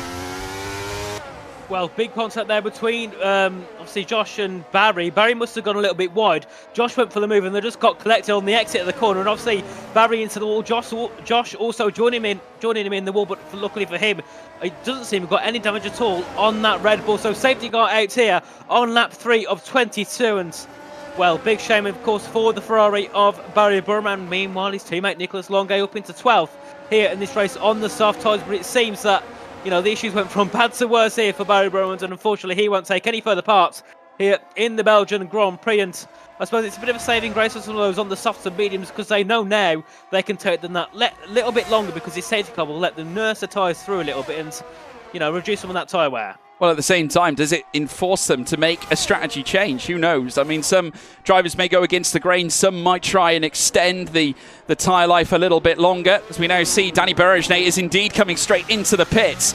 Doesn't necessarily work out for those on the softs, this particular strat, so it's going to be a test of stamina, a test of strength. And Patrick Seaposs, not happy to box whatsoever, is going to take track position and lead the race, certainly at this point now, as we await, in fact, every driver near enough coming into the pits. So John Evans now moves up to 3rd, Josh Edo in 2nd, Tom Manley getting new tyres put onto his car.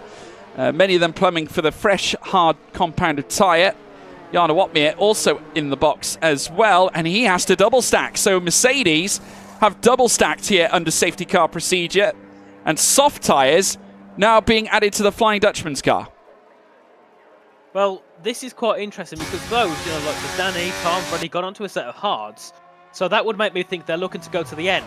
But 18 laps on a set of hards around one of the longest circuits, if not the longest circuit here on the calendar, they're going to take a lot, they're going to take a lot away. So that makes me think as well, are they even going to get to the end on those tyres? Obviously, those behind, such as Alvaro, Nico, and that have had to go into a set of mediums or softs due to starting on the hards. So they're, they're pretty much forced into a two-stop race. This is going to be really interesting. And I'm not an engineer, I'm not a strategist, so I don't know what's going to be the best. But this race, yet again, being thrown up in the air. But obviously, Patrick, Josh, and John staying on their original strategy, staying out, and obviously Patrick Sipos will lead the safety car away once we get towards the end of that, which obviously be once Jarno Watmere catches up to the field, and I think it should be in probably next lap. But this is going to be rather interesting here. Well, I think the pressure now is ultimately on the front three, especially Patrick Sipos and Josh Ido, because they've got to make the most out of the soft tyres that obviously Sipos has got, the mediums that Josh Ido has as well, which have already got 3 laps apiece on them. And obviously they're going to try and withstand the current scenario and try and conform to the strategy that they already have. But obviously with everyone coming in when they did, it's going to be a little bit harem-scarum as to whether they can actually pull this off. But it's going to be interesting. We'll have to wait and see. Right at the bottom, though, with all those drivers, the likes of Ismail Fassi, Danny Moreno, Jarno Watmere, Nicolas Longuet to a certain degree, I'd say the big winner out of all this is Alvaro Carreton. Fresh soft tyres, and he's got a sea of hards right in front of him.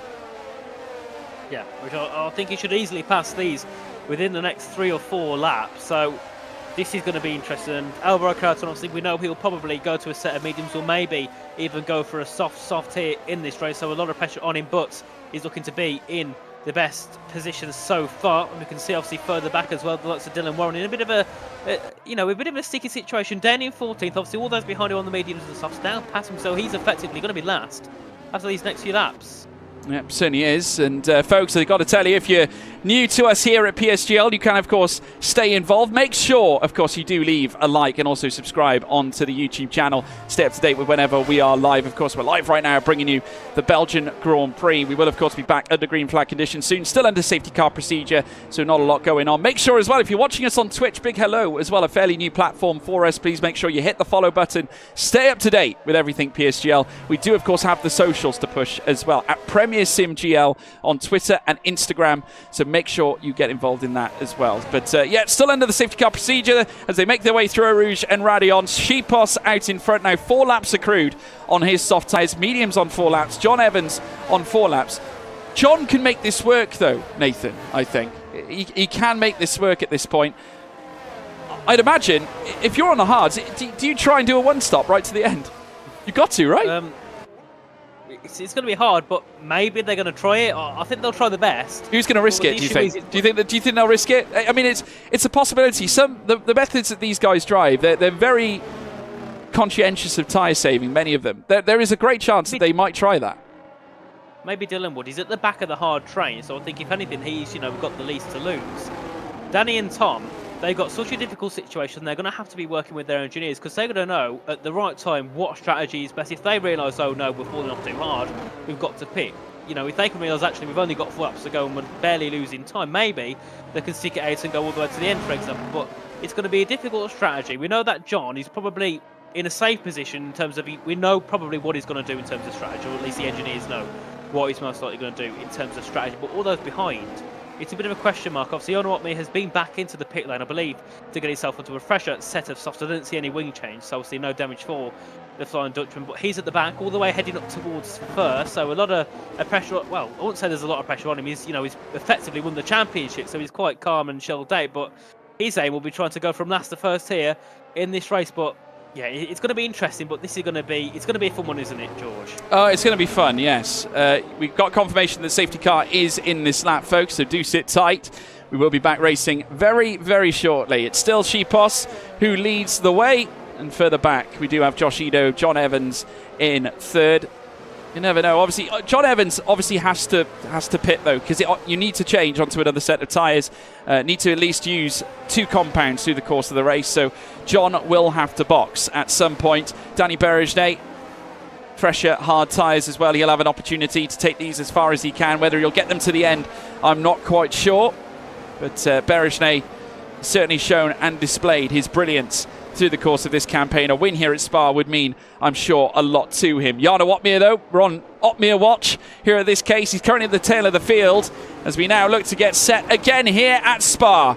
Heading down now towards the line as Shepos looks to carry them through, and they'll put pedal to the metal for the second time in this race now. Patrick Shepos heads down through towards the source. He's comfortable and clear to Josh Ito in behind. But John Evans, now situated further up in 3rd place this time around here at the restart, has got Danny Berejnet in behind him too. Alvaro Carreton on fresh soft tyres, already dispatching, keeping Shinaka Clay at bay as they fly over the crest out of Eau Rouge and Radion. Heading up through the hill now. Here comes Berejnet on his teammate, should I say teammate in this case, in the Aston Martin. John Evans heading up through towards Les Combes. Berejnet jumps him and moves up to P3.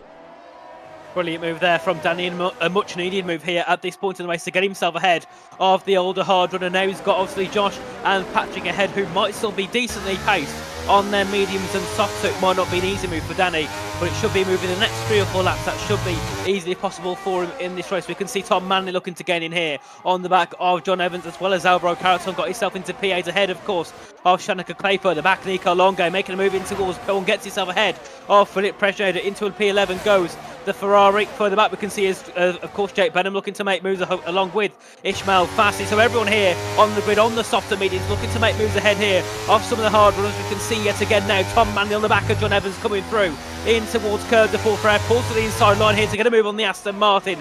Should be a really easy move here from the AlphaTauri, who gets himself ahead, and now it's going to be Freddie Rasmussen's turn to make a move. But you can see behind Alvaro and Pookie looking to gain in here on the Red Bull. Yeah, certainly are moves happening all across the grid. Jake Benham currently at war as well. He's got a sea of cars around him too, including Ishmael Fassi, who you went wheel-to-wheel with, coming through the Lafanier chicane. And now, once again, we got wheel-to-wheel action further back. Danny Berejnet, fastest lap, just been stolen by Carreton. Now Longue, who is on the fresher, soft compound of tyres. Carreton on the attack again as he jumps Istvan Pukki up to 7th place, as you'd expect. Action happening right across the field. Freddie Rasmussen also tucked in behind John Evans this time. Pressure hard tyre strapped to the Red Bull as he now swarms all over the back of Evans this time, and the Aston Martin at the mercy here. We have, of course, got also a battle for 2nd place as now, or should I say a battle for the lead, and Josh Ito has taken it off Sipos heading through the Les Combes section. Of course, and we'll see now if the 2 Red Bulls can work together to help Freddie get a little bit closer to the top of the field. They all head down now into towards Ravage, and a bit of a send there from Carreton to the inside of John Evans, and makes a move work. That was a close one between him and the Aston Martin. We can see as well Istvan Pukki looking to make a move ahead here of John Evans, and this strategy looking like it could have worked, but so far there's nothing he can do to stop anyone behind him, whether on the hards, the softs or the medium tyres. We can see obviously further down they're also looking to make moves. Like so Wilson Hughes, and Ishmael Fassi looking to get further ahead in the field, but we can see at the top Danny Berejnet on the back of Patrick Sipos. It seems like soft has probably hit a little bit of a drop off here. Yeah, Istvan Pukki looking like the aggressor on John Evans this time around, whilst they both share hard tyres.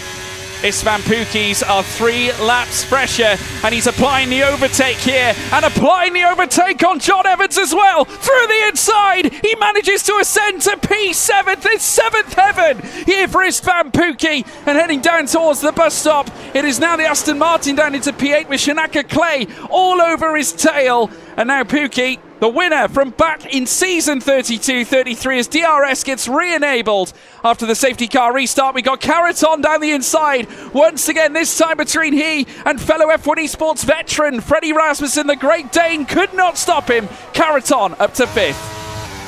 Of course, a very much needed move here from Alvaro Carreton. We can see Danny Berejnet, though, right on the back of Patrick Sipos, using some battery there to pull along with the slipstream, with the DRS, of course, on the back of the LP. But Patrick looking to get in here and make a move, possibly on Josh Edu for the lead. He goes and no, he sticks behind. No move being made there from Patrick Cepos. We can see Danny and Tom tucking in nicely behind. We can see, of course, as well, over O'Carlton looking to bring that gap down and get himself within a couple of tenths of the top four. Further back, we can see many moves being made. Nicholas Longay to the inside there, or trying to make a move on Shanika Clay. Ends up being a move on John Evans as they head through there. Bit of contact between John and Nico. John goes up the circuit. Nico gets the move done, and into P9 goes the Ferrari. Now it's his turn to look and get himself past some of these on the hards, the likes of Shanika Clay, Van Pookie and Freddie Rasmussen. As we can see Tom Manley on the back of Danny Brachenay for a second. He's also going to be careful not to, get too close to the back of the Aston Martin and end up hitting him as we go through some of these sections. And also over a Caraton here looking to make a move. He's already within a tenth here of the AlphaTauri as they head through towards Cœur de Pourfrère. Yeah, it was expected, given the fact that he was on the fresher softs. Needs to make the most of them, though, while he has them, because it will die off eventually for him. He will need to box again, and he has got two drivers on hard tyres in front of him, though Danny Berejnay's race trim has certainly looked very good on the hard tyres so far. He's still well within the window as now Longay goes on the attack, manages to jump Shanaka Clay as we now see down the inside. Here comes Caraton, manages to jump up the head of Tom Manley and looks ahead now to Danny Berejnay, licking his lips with what could be a stellar opportunity here for the Spaniard. Jake Bedham now moves up to P11 as well, as we now see the cars now hurtle through the first corner on lap 9 of 22. Now, next up, Eau Rouge and Radion yet again. Patrick Cepos, I think, obviously trying to cover off against Danny Berejnay. This might be a little bit too tough for him, though, this time around, and those softs are going to take a beating as time goes on. And look at this from Danny Berejnay, looking to open up the door. Cepos with a drag as they go three wide, heading up through towards Lecom. Shades of Schumacher and Hakkinen all the way back here at this very circuit. And Patrick Cepos now leads the race, but at what cost? Because here comes Danny Berejnay coming down towards Rivage. Outside line for the Aston Martin, who can't quite find a way through. Brilliant stellar defending there from Cepos. He looked vulnerable, but he managed to hold fire. Of course, he was looking for a move, but couldn't quite get ahead of the Alpine, of course. But I'd say he probably wants to sit behind the back of Cepos for now, because he wants that DRS to use, of course. Obviously down towards the Kemmel straight in towards Lecom, so we'll probably see him stick behind the back of the Alpine just for now. As we can see as well, overall Carlton looking to make moves. He's behind the back of Josh Edu as they head down in towards these next few corners here at the end of this second sector. We'll see if he can try and get the Williams up into that top three, but obviously sitting behind we've got Tom, Freddie, Istvan all on the back here of Josh Edu at this point. So Josh starting to lead a bit of a train here at this moment as they head down towards Boxtremont corner. We could see some moves being made through here, as we can see.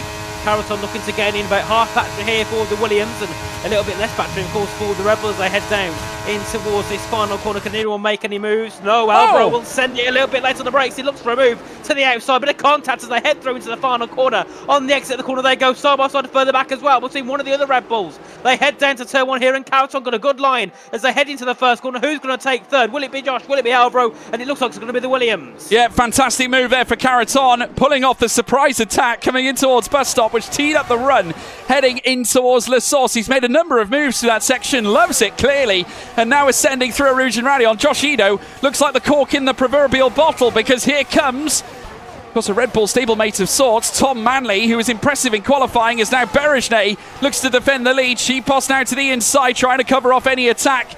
The wall being lifted here in the top five is now Frederick Rasmussen, managing to jump past Josh Edo, who has lost quite a little bit of time now and is starting to fall down the field, because here comes Pookie down the inside through Rivage now, coasting through Bruxelles as he now beckons his way through Jackie X. Sixth place now for Istvan Pookie. Who knows, there could be a big result on the hands of Istvan Pookie this time.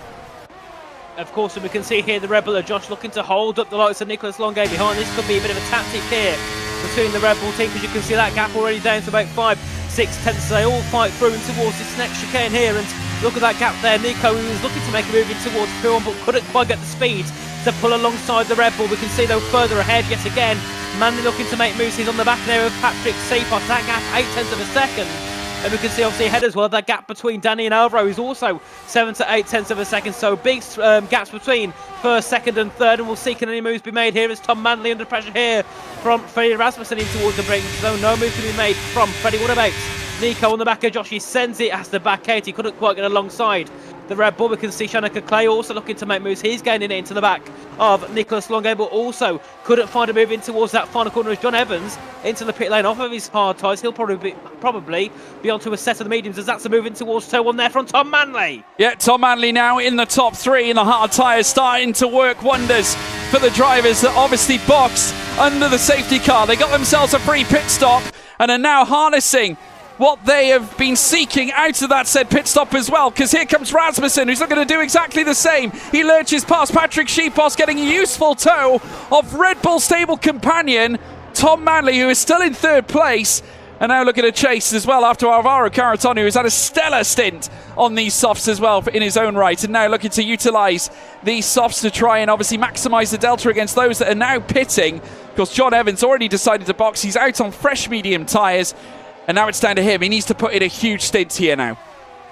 Of course, and the question is as well, when to Patrick and Josh pit, because obviously on there, obviously starting soft and starting mediums, they're going to have to head towards the pit lane shortly, and of course, Patrick can't take a set of softs, so he has to go to a set of mediums, and Josh has to go to a set of softs or a set of the hard tyres. So we'll see what they do when they choose to pit here in this race, of course, but also I think of the hard runners. Can they make it to the end? Surely all those on the soft and mediums who did pit can't, but the hards might have a bit of a chance to make it to the end, of course, considering so many of them did make a pit stop. It's like, I think 7 or 8 drivers who pitted onto the hard tyres, as you can see. Obviously, Islam Putin looking to make a move here ahead of Patrick Seapot. He's tucked behind in towards Bronxmont, in towards the bus stop. Okay, what does he choose to do? He sticks behind for now, goes to the outside here of the Alpine, who's a bit of damage, a bit of contact there as they head into the final corner, and it looks like Seapos is the pits along with Nicholas Longay and Ishmael Fassi. Yeah, Fassi also boxing off the soft tyres. Caraton staying out, of course, as you'd expect as a result, because, of course, Williams can't afford a double stack here at this point. Obviously, Mercedes getting away with it due to the safety car procedure. You may as well gamble on the free pit stop if you can get an opportunity to do so. Is now Caraton all over the back now. Danny Berejnet, the two veterans of F1 Esports, now going side by side. Caraton is going to get this done way before Lecom. He's going to move up on the inside here of Danny Berejnet and scoop up that P1 straight away with the rear wing open. And now we'll look to ascend, utilise the rest of these soft compounder tyres. The important thing here for Caraton is that he does have clean air here. Of course, which is very good for him indeed to try and push back up and obviously try and eliminate as much of a threat from Danny Berejnet as he can here in this race. That gap 5-6 tenths of a second, so it seems that Alvaro's picked up a bit more pace, even though he's on 8 old lap softs here in this race so far. Tom Manley in third still, looking to fight on the back of Danny Berejnet. We can see obviously further down the lights of Nicholas Longay ahead of Patrick and Ishmael Fassi. Obviously they made a pit stop onto a brand new set of medium tyres last lap, and we'll see who joins them in the pits this lap, I'm sure. A couple more of the soft runners, obviously being Jarno and Alvaro, probably will also look to be heading into the pit lane shortly to get themselves a new set of tyres on as well. And we can see Dylan Warren could be under a bit of pressure on the 8-lap old hards. He's got a 12-second gap to Nicholas Longay down in 15th. He's going to be under a lot of pressure towards the end, so you're starting to think maybe it's an idea for him to try and make a pit stop to eliminate as much damage as he can to his strategy. And still, Alvaro Caraton leads ahead of Danny, ahead of Tom. Does the Williams pit this lap round? Yes, he does. Into pits goes the Williams. Yeah, no surprises. Fassi boxing on the last lap. Caraton now doing exactly the same thing as he comes in to exchange his soft tyres. Now, I do wonder whether Jarno will come in and box the same lap as well. Obviously, he needs to be a bit conscientious. I think Jarno's probably hoping for somewhat of a safety car to come out here and help him at this point. We have had one already. There is opportunities here at Spa for more to happen. It was a very unlikely moment, though, for Barry Burman, and quite shocking as well. John Evans, though, as I said, needed a huge stint. He's just managed to secure the fastest lap of the race so far. So a great display of pace here for John Evans, as we now see Tom Manley looking to climb up the hill. Not looking to try and push the button on a move here, though, this time, as they head through Lecom, but straight away in the wheel tracks. And everyone in the top 4 sharing the same tyre life. 9 laps accrued on the tyre. Shanaka Clay also on the same tyre strat, along with Ruben Pedreño, Philip Prejnader and Wilson Hughes. Of course, and I think it's likely that those on the hards will stay 8 in this race, but we can see obviously Alvaro Caraton there on the brand new mediums on the Williams. He came out ahead of all those who made a pit stop, and he was looking strong until that DRS got activated, and obviously he got put down now to third in that train. Well, that gap is 10 seconds to fill, and it was 12.9 last lap, so they pretty much gained 2 seconds of that here on that top 13 train. These on the mediums could be on the winning strategy, but they've got to get through a lot of cars before they can reach the top 3 here in this race. So it's still going to be a bit of an interesting one, of course, and we can see as well Ishmael Fassi, obviously in this train, he at one point was in a bit of no man's land, down in around P14, P15. He could also be on a winning strategy if these mediums deliver as much as they want them to. As they all head down, of course, some of them in towards the chicane, some of them heading through in towards Bonchemont now, as they all get ready to begin lap 14 of 22. And Josh Edu, right behind the back of Viswan Pukki, still hasn't made a pit stop. Yeah, Jana Watmere comes in as well. Benjabo Konyi also coming in to make a stop too. Jake Benham now up into 7th, chasing after Shanaka Clay. And these cars making their way around in tandem as we now see Jano adopting the medium tyre strat, going for the faster tyres, a very aggressive strategy as well in many ways, as now they fly up the hill and a long road up through Kemmel. It's amazing how steep this portion of the track is. I got a chance to stand on it last, 2 seasons ago for the GT Open Championship, and it's unbelievable how vertical it truly is as they now make their way through Les Combes. Tom Manley down in 2nd and got to within 1/10 of a second of Berejnay, but decided not to pull the plug on Berejnay's run up at the front. And Shipos now also overtaking Nicolas Longuet, moves up to 12th. Remember, of course, he was at the top end of the field during the opening courses of the race. We have, of course, got Jarno back out on track now. Benjabo Konyi has come out in front of Jarno here. Both of them now on fresher medium tyres. They've got to try and finish fast here, but the key thing about this is that there are still 8 laps remaining. Of course, there's a long way to go and still many chances for the likes of Bench and Jana to catch up to that field and then try and catch up on the leading drivers. We can see that gap there between Patrick and Dylan, 8.2 seconds now, so it's coming down yet again by another 1.7 seconds on this lap alone. So they're pushing, quickly and looking again as Patrick goes a little bit wide. They're heading through on the exit of that chicane. That's lost him a little bit of time there and put Nicolas Longuet right on his back as they head through in towards Coeur de Porphyre, obviously before they hit the Blanchemont corner at turn 19, and we'll see if any moves can be made here because Nicolas Longuet on the back of the Alpine pushing Patrick through as they head down towards the bus stop chicane, and we'll see as well as Alvaro Castle looks to make a move, as also we can see Josh Edu into the pit lane now off of his set of the medium tyres. Should be soft here, I think, for Josh Edu in this race, so we can see the leading pack come through, obviously being Danny, Tom and Freddie. Then the other leading pack, we should say, of Patrick, Nico and Alvaro, obviously with Ishmael Fassi and John Evans and Danny Moreno sitting in closely behind. Yeah, it's going to be a mega test for those that are finishing on the hards to see how long they can take these. Jake Benham obviously will have to box, I'd imagine, off his compounded tyre. Jana Watmere's come out in front of Josh. Well, it looked like he came out in front of Josh Edo. I think he still is, as they now look to fight over this now. Edo is behind Jana Watmere as they now look to go over Eau Rouge and Radion once again. Edo will have a chance here on Jano himself. Also, we have a battle further up between Longuet, Caraton, Shipos dropping down through the field now this time as we look to go 3 wide again and breaking down the middle. This time it looks to be Josh Edo, goes late on the brakes, heading through Les Combes. It's taken the pair of them in the Red Bull. It gave him wings. That fresh rubber working for him in the closing stages of this race. Of course, a brilliant move indeed from Josh Edu now to try and get closer to those in the top 11 here in this race. But we can see obviously further ahead still, Danny Berejnay leads. Obviously Tom Mann looking to claim. And he gets a penalty. Oh, what a shame for Josh Edu. It could have been possibly a winning strategy here for him today, but that penalty will definitely rectify any chance at getting himself in towards some decent points here tonight in Belgium. We can see though further ahead, Wilson Hughes looking decent so far. He's in the top 9 on the back of Philip Pressure on, of course, those 11 lap old hard tyres. But we can see Nicolas Longuet is gaining in quickly. That gap 5.9 seconds. They pitted 3 laps to go. That gap has come down by half. It was 12 seconds earlier on. It's now only 5.9. So these on the mediums, they're going to catch up. But as we know, George, catch up is one thing, making a pass is another. It certainly is, and it's going to be certainly a huge feat, I'd imagine, for any of the drivers to finish now under these circumstances. We have got a very convincing mix-up in terms of where the tyres have gone.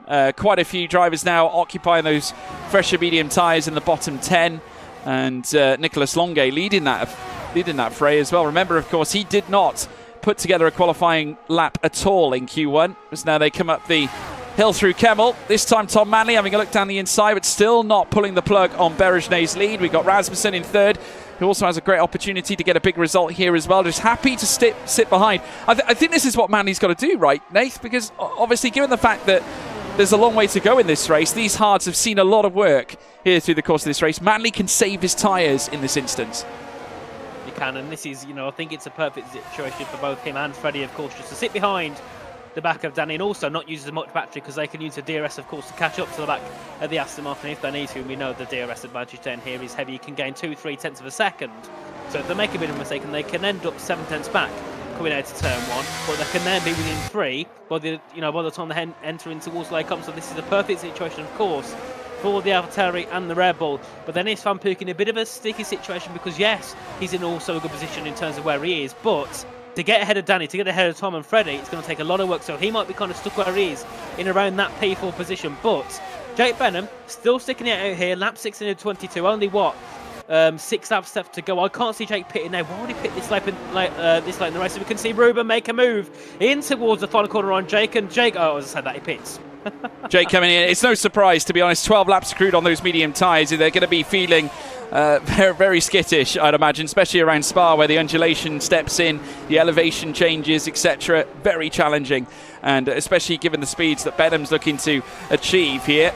John Evans actually doing really well on his strat as well. 6 laps accrued on his tyres. Remember, he boxed earlier than many and trying to get within the wheel tracks of Danny Moreno. Still an opportunity for him to do that now as we go back to the front end. This time Tom Manley breaking out of the aero here. Obviously trying to cool down the tyres, cool down the engine as well at the same time as we have a look as the cars look to transition their way through Lake Combe. Ruben Pedreño in 6, just keeping Prejnader in behind him as well as keeping Shanaka Clay honest at the same time.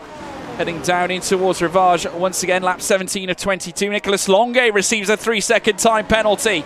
So there we have it, and that could be key because, of course, he's in the top 10 places, so he'll fall through the field.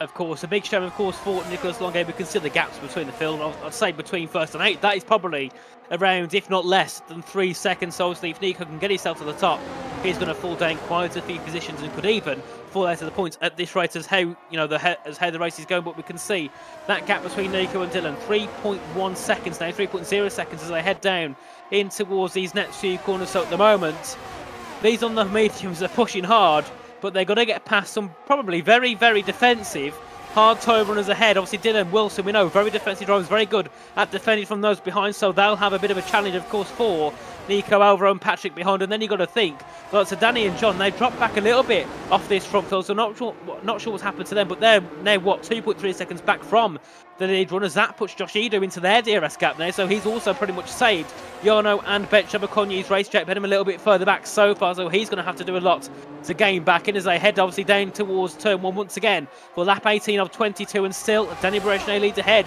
of Tom Manley and Freddie Rasmussen. Obviously make sure you guys to get your predictions in for who you think will take the victory here tonight, because it could be anyone at this rate. Anyone is in the position to win because everyone is on such an advantage and disadvantage. Those at the front are going to be slower, those in the middle are going to be quicker, but they're going to make the moves, which is key. I mean, we could see 9 cars puncture right on the final closing stages. I mean, that is a possibility. Alvaro Caraton, though, jumping past Nicolas Longuet, who also has a penalty as well. He's not the only one to receive penalties either. We got a little bit of movement happening further down. John Evans has managed to finally break past Danny Moreno and is now looking to jump past Josh Edo, who's got 3 laps on his softs. So John's going to get a very nice, useful toe off Edo here at the same time, so maybe could catch up yet with the group of cars further up the field, that of course being the likes of Ishmael Fassi and Patrick Shipos, Nicolas Longuet. So still plenty in the offing. It could be quite dramatic, the ending of this race. I'm not quite sure it's all necessarily said and done here at this point here. Nathan is now wheel to wheel. They go through the through the chicane, and certainly Shipos putting Fassi to the sword, managing to just come out on top, but it looked very risky coming through that portion of track. It did, and I think Shipos made a mistake coming through in towards P1, and that obviously gave Ishmael a great run down towards that chicane and went for a bit of a lunge, but luckily for Patrick's sake, it didn't work quite well. We can see them all head, of course, now down in towards the bus stop chicane, and Ruben and Chanaka pushing Is Van Pookie through that section of the circuit. They're looking to get a bit of a move on here to try and eliminate that risk from those on the mediums. We can see Dylan Warren making a pit stop late in this race, trying something a bit different to those, of course, on the... Oh no, he's retired. So a big shame to see Dylan Warren retire from this race in Pete, and I think he knew the inevitable was coming in, that all those guys behind would catch up and probably make a move. But we can see Alvaro Caraton now, 1.5 seconds is the gap between him and Wilson Hughes. Next lap times, I think they'll be all within a second of each other here down to P12. Yeah, well, heading up the hill once again. We can now take a view from Freddie Rasmussen's car as once again we see the cars rise up now. Dylan Warren retiring from the race. His car, though, returning back out on track. Of course, he did retire in the pit lane to his credit. So that's the end of his day. Unfortunately, our second retirement of the race is now Ben-Shab Okonye. Now moves past John Evans as they head down the hill through towards Rivage. Jarno Watmere, incidentally, jumping Ben-Shab Okonye and John Evans. So Jarno on a push here right now. So maybe the time to activate these medium tyres and bring what could be a sparkling close. I'm not convinced here, Nathan, that this is going to be all said and done in the most, shall we say, conventional way. I think we could be in for a bit of a surprise come the final lap or so, because I'm looking at the affair here at the front. Whilst obviously Berege, we've got a sea of hard tyres there that have been out for 15 laps. I'm not sure about this. It's going to be interesting, and I think we could see possibly one of the medium runners come out on top, because I don't know how obviously close we are to punctures, but they can't be that far away. 15 laps have been run on these hards. We're going to have 18 laps in total being run on these hard tyres, and Nicolas Longuet is looking to gain in now within a second, of course, of those in the top 8. Obviously with that penalty will definitely harm his result, but still is looking decently strong to try and put a bit of a puncture, of course, into those in that top 8 and try and fight for the victory. But obviously Alvaro Carreton and Patrick Schierpos are sitting in behind, also looking to try and gain in and get some moves ahead of the hard runners. And this could be the first time, George, we see some moves being made here from Nicolas Longuet on the back of Wilson Hughes. The gap 3.5 tenths of a second as they head up towards Eau Rouge and Radion. Nicolas Longuet looking now to try and close in. Yeah, Jarno Watmere also breaking to within DRS of Josh Edo as well, so it's definitely not all said and done quite yet. As now Nicolas Longuet goes on the attack. We've got some movement happening further up as Tom Manley once again breaks out of the aero of Danny Berejnay coming through Les Combes. And he's starting to close up here on the tail of Wilson Hughes, who's got to put his best defensive helmet on. But at the same time, whilst you've got these issues with tyre wear here at this stage, as Danny Moreno takes a time penalty, they've got to try and be very careful over these curbs as well, because once it gets to a certain point, you don't know when the punctures are coming. And naturally around Spa, the temptation of hitting the curbs is too great at certain times, because that's the only way you maximise your delta. And Longuet's going to take full opportunity and full knowing of that and try and make the move here past Wilson Hughes. Can't quite do it, but still a great display of dedication here from Longuet, who whilst not necessarily on a strategy that might have garnered him a positive result, given the fact he started at the tail end of the field, he has a great chance here to topple all those in that top 8, and now looking to flex past the Scot. Wilson Hughes trying to defend here, but Longuet forcing the issue down the inside through Blanchimont. He manages to take that P8 away, and the Frenchman sings here at Stavelot as their Carreton dives through now for P9. Well, if no one's telling us who's going to the mediums are quicker, I'm sure Nicolas Longuet is now on the back, of course, of Philippe Preschader, as Alvaro Carreton gets a 3-second penalty as they all head in towards turn 1. And actually, Alvaro and Wilson still going side by side. Alvaro makes a bit of contact.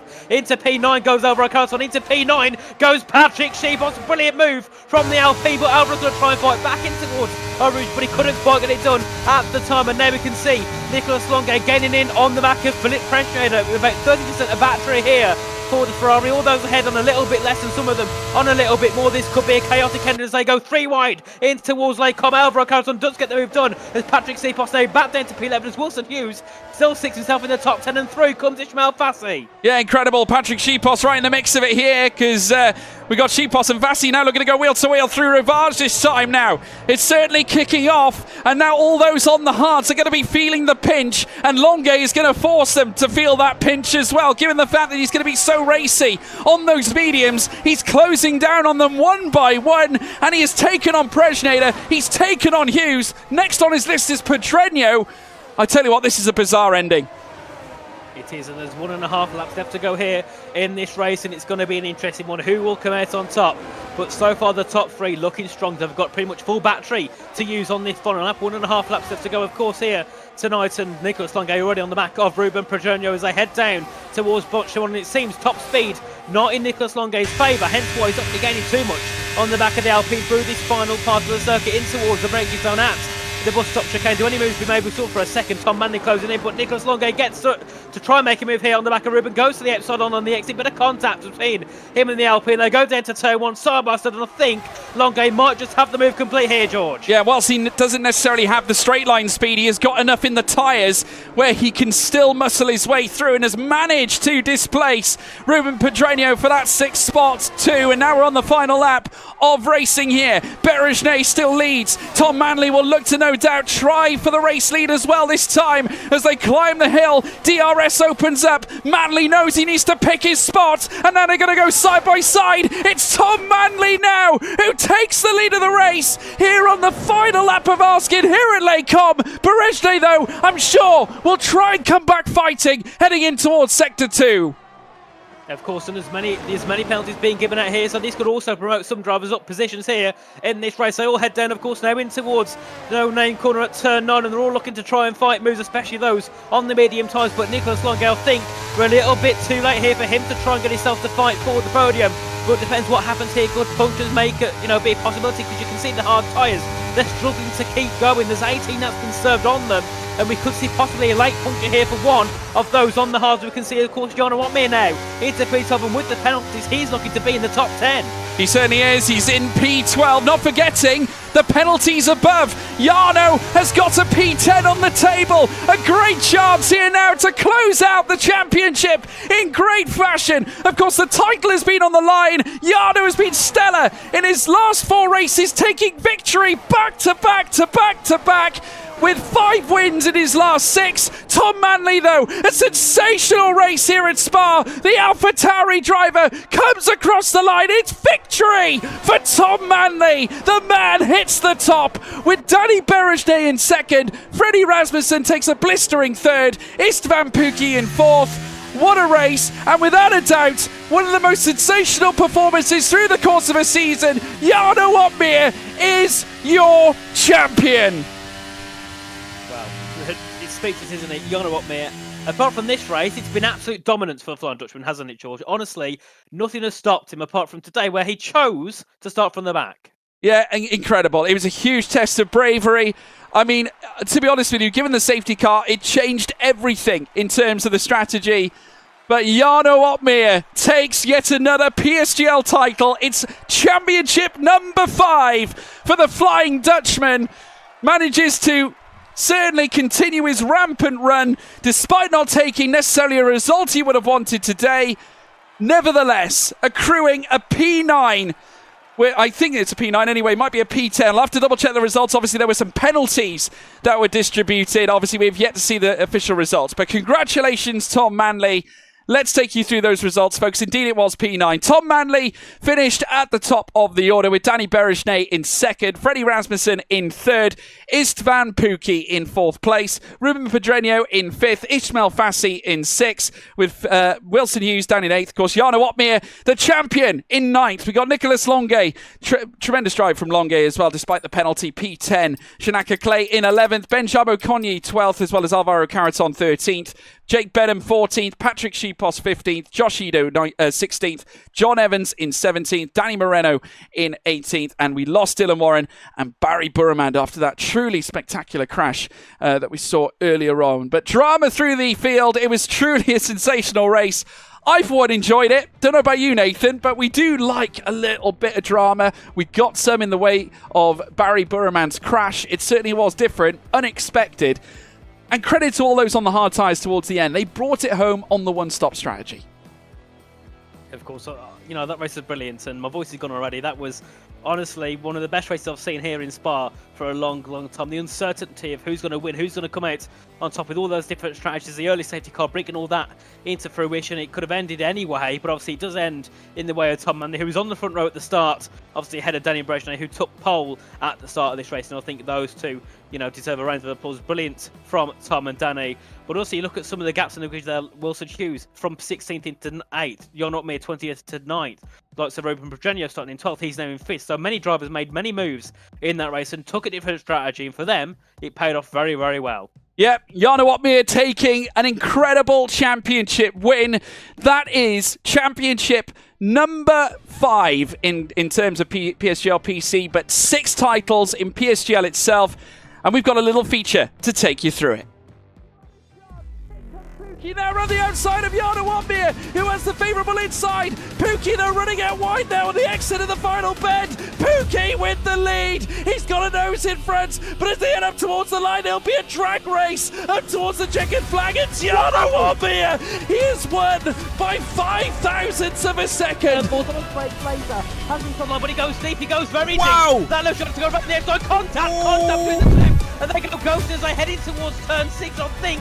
Jarno's got it here.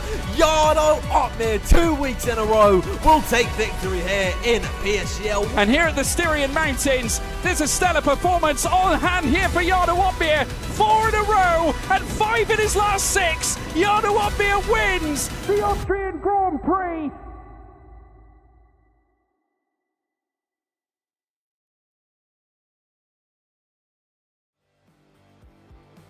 Well, there we have it, folks. Jarno Watmere is your PSGL PC champion, and what a title as well. A truly dramatic season to boot, and of course we will be talking to a few of the drivers here through the course of the night. Jarno is in fact in the waiting room. We could talk to him right now. No time like the present, Nathan, here at this stage. Jarno is with us, and we can have a little chinwag with the Flying Dutchman. What a stellar season he has had. Jarno, congratulations. Championship number 5 in the PC category, but overall your 6th PSGL title.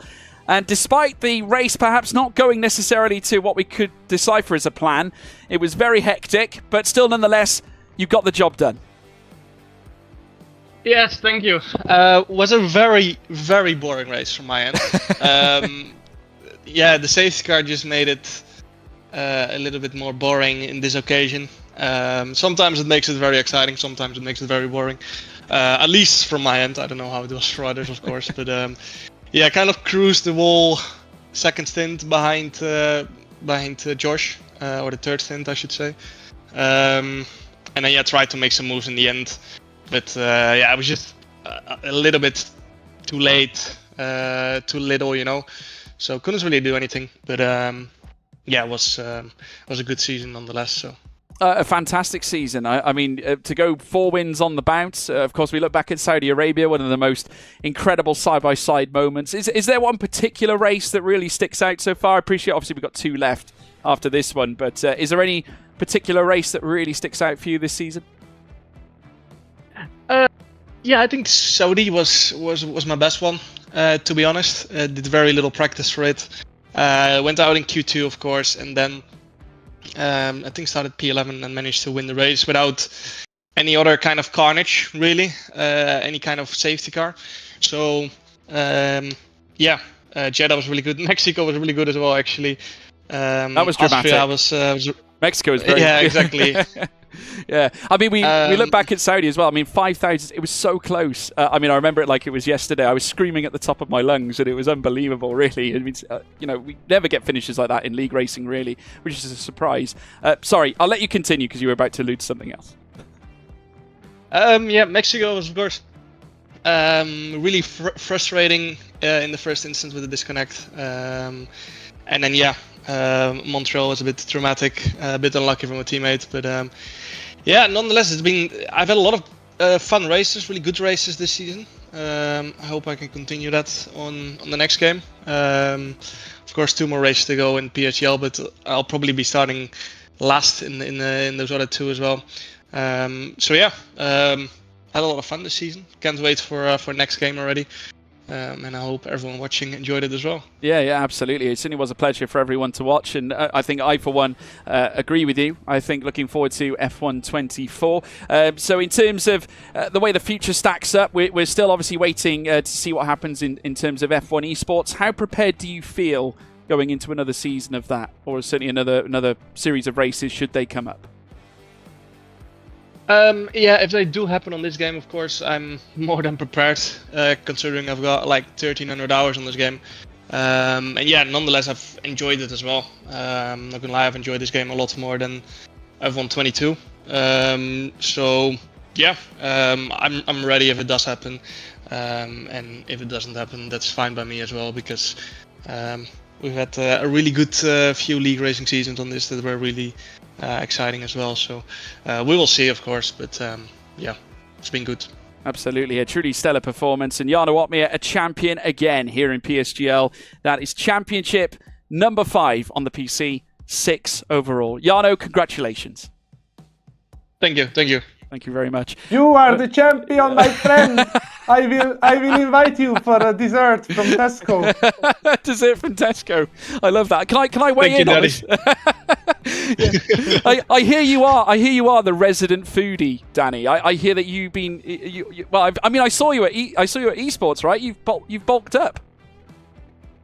Yeah. I try my best Yeah. to somehow beat Jarno. I'm like 30 kilos heavier than him, and he's still stronger than me in every single exercise in the gym. So I don't know what I'm doing wrong, but if I just keep on eating and I end up being 200 kg, one day I will definitely be stronger, at least in a squat or something.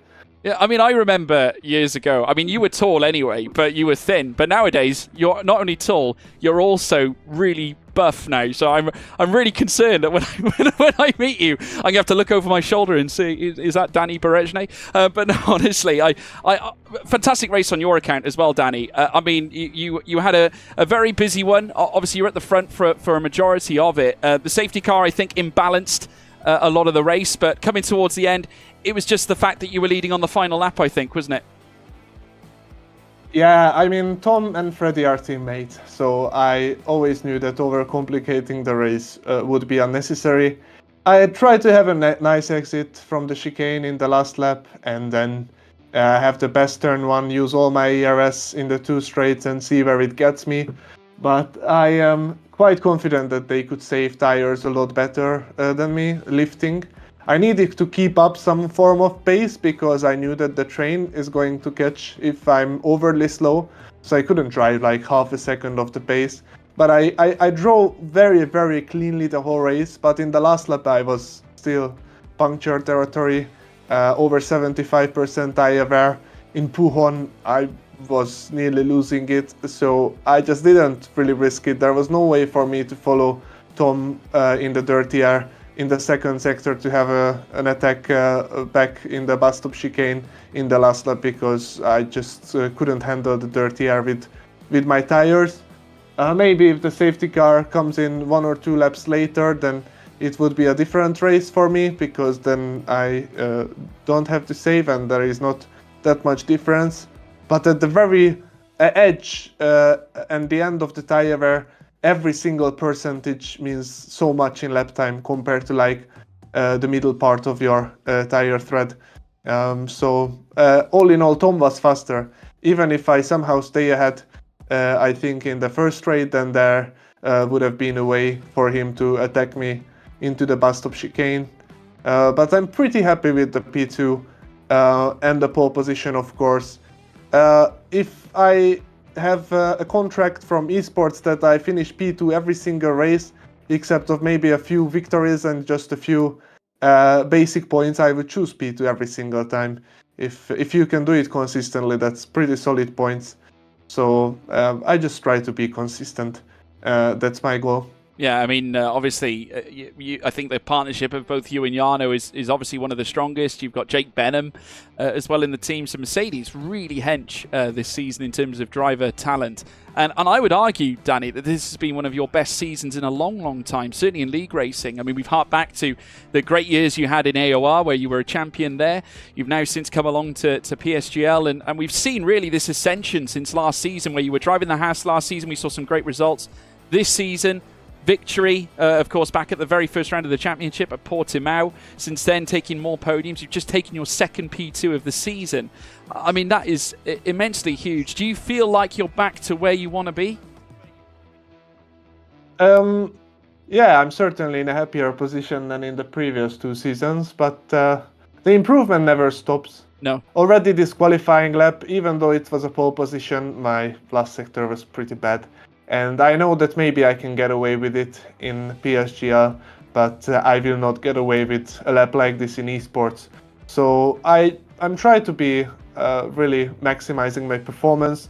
In the last few races, my race pace was not really good, so it's definitely something I have to improve with the ERS management and the DRS trains in the straight.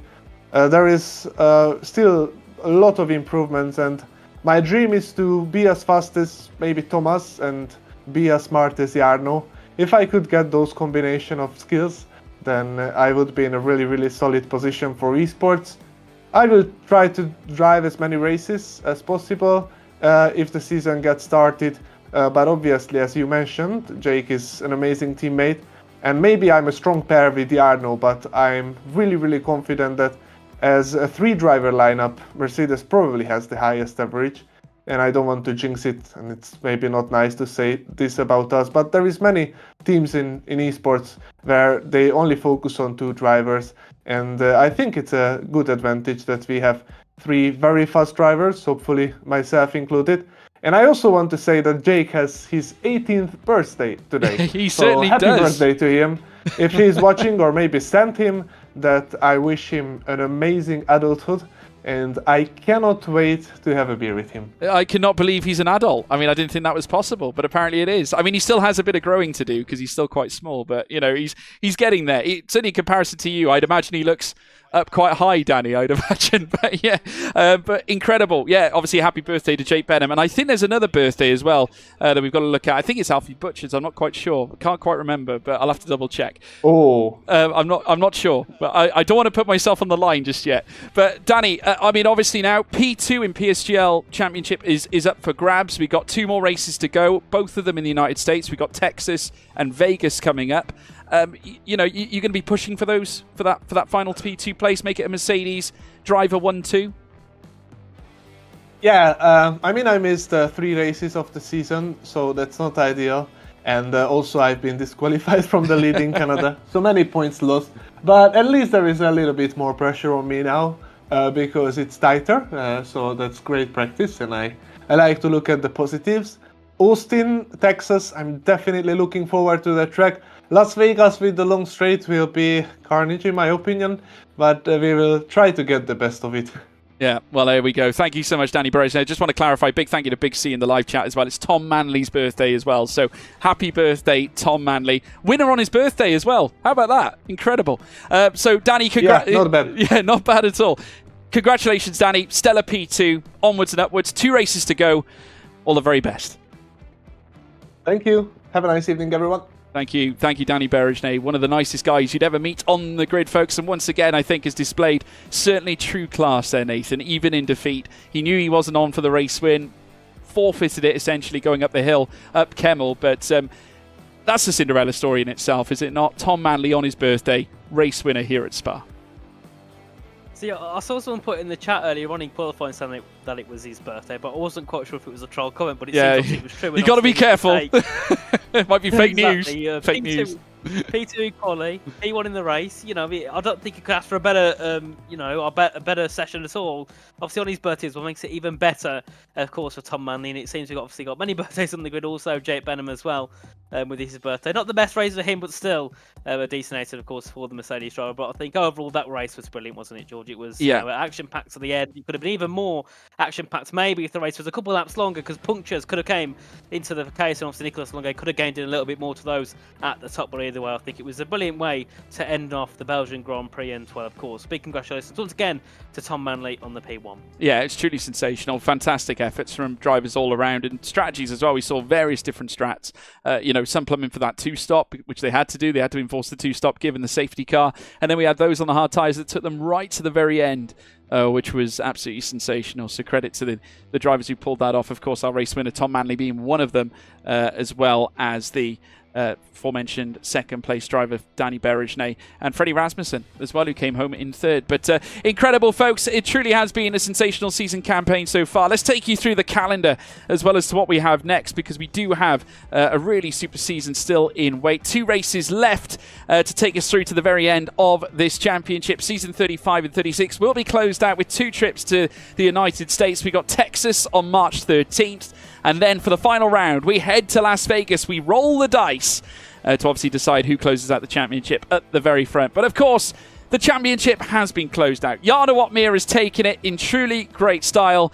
And I'm sure he'll be looking now onwards and will be still racing in those final 2 races, as he said, from the back of the grid. So a little fun bit of content for you guys at home too. But if you guys want to check out, well, first of all, let's talk about YouTube and Twitch. Big thank you to all the viewers, wherever you've tuned in. thank you for tuning in. Please be sure to obviously leave a like and subscribe if you're watching on YouTube, which is where, of course, we started. But then, of course, we did open up on Twitch as well. If you're watching us live on Twitch at the moment, folks, be sure to hit that follow button, stay up to date with when we go live. You can check out PSGL as well at Premier Sim GL on Twitter, Instagram, as well as TikTok. We've got some brand new highlight videos, some short reel videos going out on TikTok, and we've brought in someone who's producing them. I have to say, fantastic job on those as well. I got to see the first two, absolutely stellar, by our new videographer. I can't remember his name for the life of me, but he did a great job. I did see him. Benny Fabos, isn't it? Who was it, sorry? Benny Fabos, that's the one. Benny Fabos. Thank you, Nathan. Coming in clutch as well. Fabulous. That's why you're in the co-com seat. But yeah, incredible. Benny Fabos joining us and producing the videos. He's done a great job on those as well, so be sure to give those a thumbs up when you can. But folks, if you want to check me out as well, now I will say this, my Instagram tag has changed. In fact, all my socials have changed. George Morgan TV is no longer, unfortunately. If you want to find me on social media, it's at It's George, or It's George Morgan, I should say. So if you want to find me, it's at It's George Morgan. I'm on Twitter, Instagram, TikTok. It's all the same. I've kept it the same for you guys' benefit at home as well. Nathan, where can they find you, sir? Well, over on Twitter, of course, at RichF1 with the I's replaced with ones. You can find me over on Instagram. I think it's Nathan Richards 33. TikTok, Nathan Richards 1. It's different to everyone, every different platform. And of course, you can find me over on Discord at Nathan Richards. So yeah, that's it from me. I think it's quite an honor. I think I need to do the same as usual and have the same name for every platform, because even I get lost with it now. Yeah, well, trust me, I've had George Morgan TV now for a long time, and now changing to It's George Morgan, it's thrown me, utterly thrown me. But folks, what a fantastic way to close out yet another sensational race. Spa has delivered it's always different every time we go there, but incredible. Great win for Tom Manley on his birthday, and congratulations, Jana Watmere, a 6-time PSGL champion. We'll join you next time, or join us next time when we head to Texas. We'll go in stateside to close out the final 2 races. Take care, folks. All the very best. We'll see you then. Goodbye. Goodbye.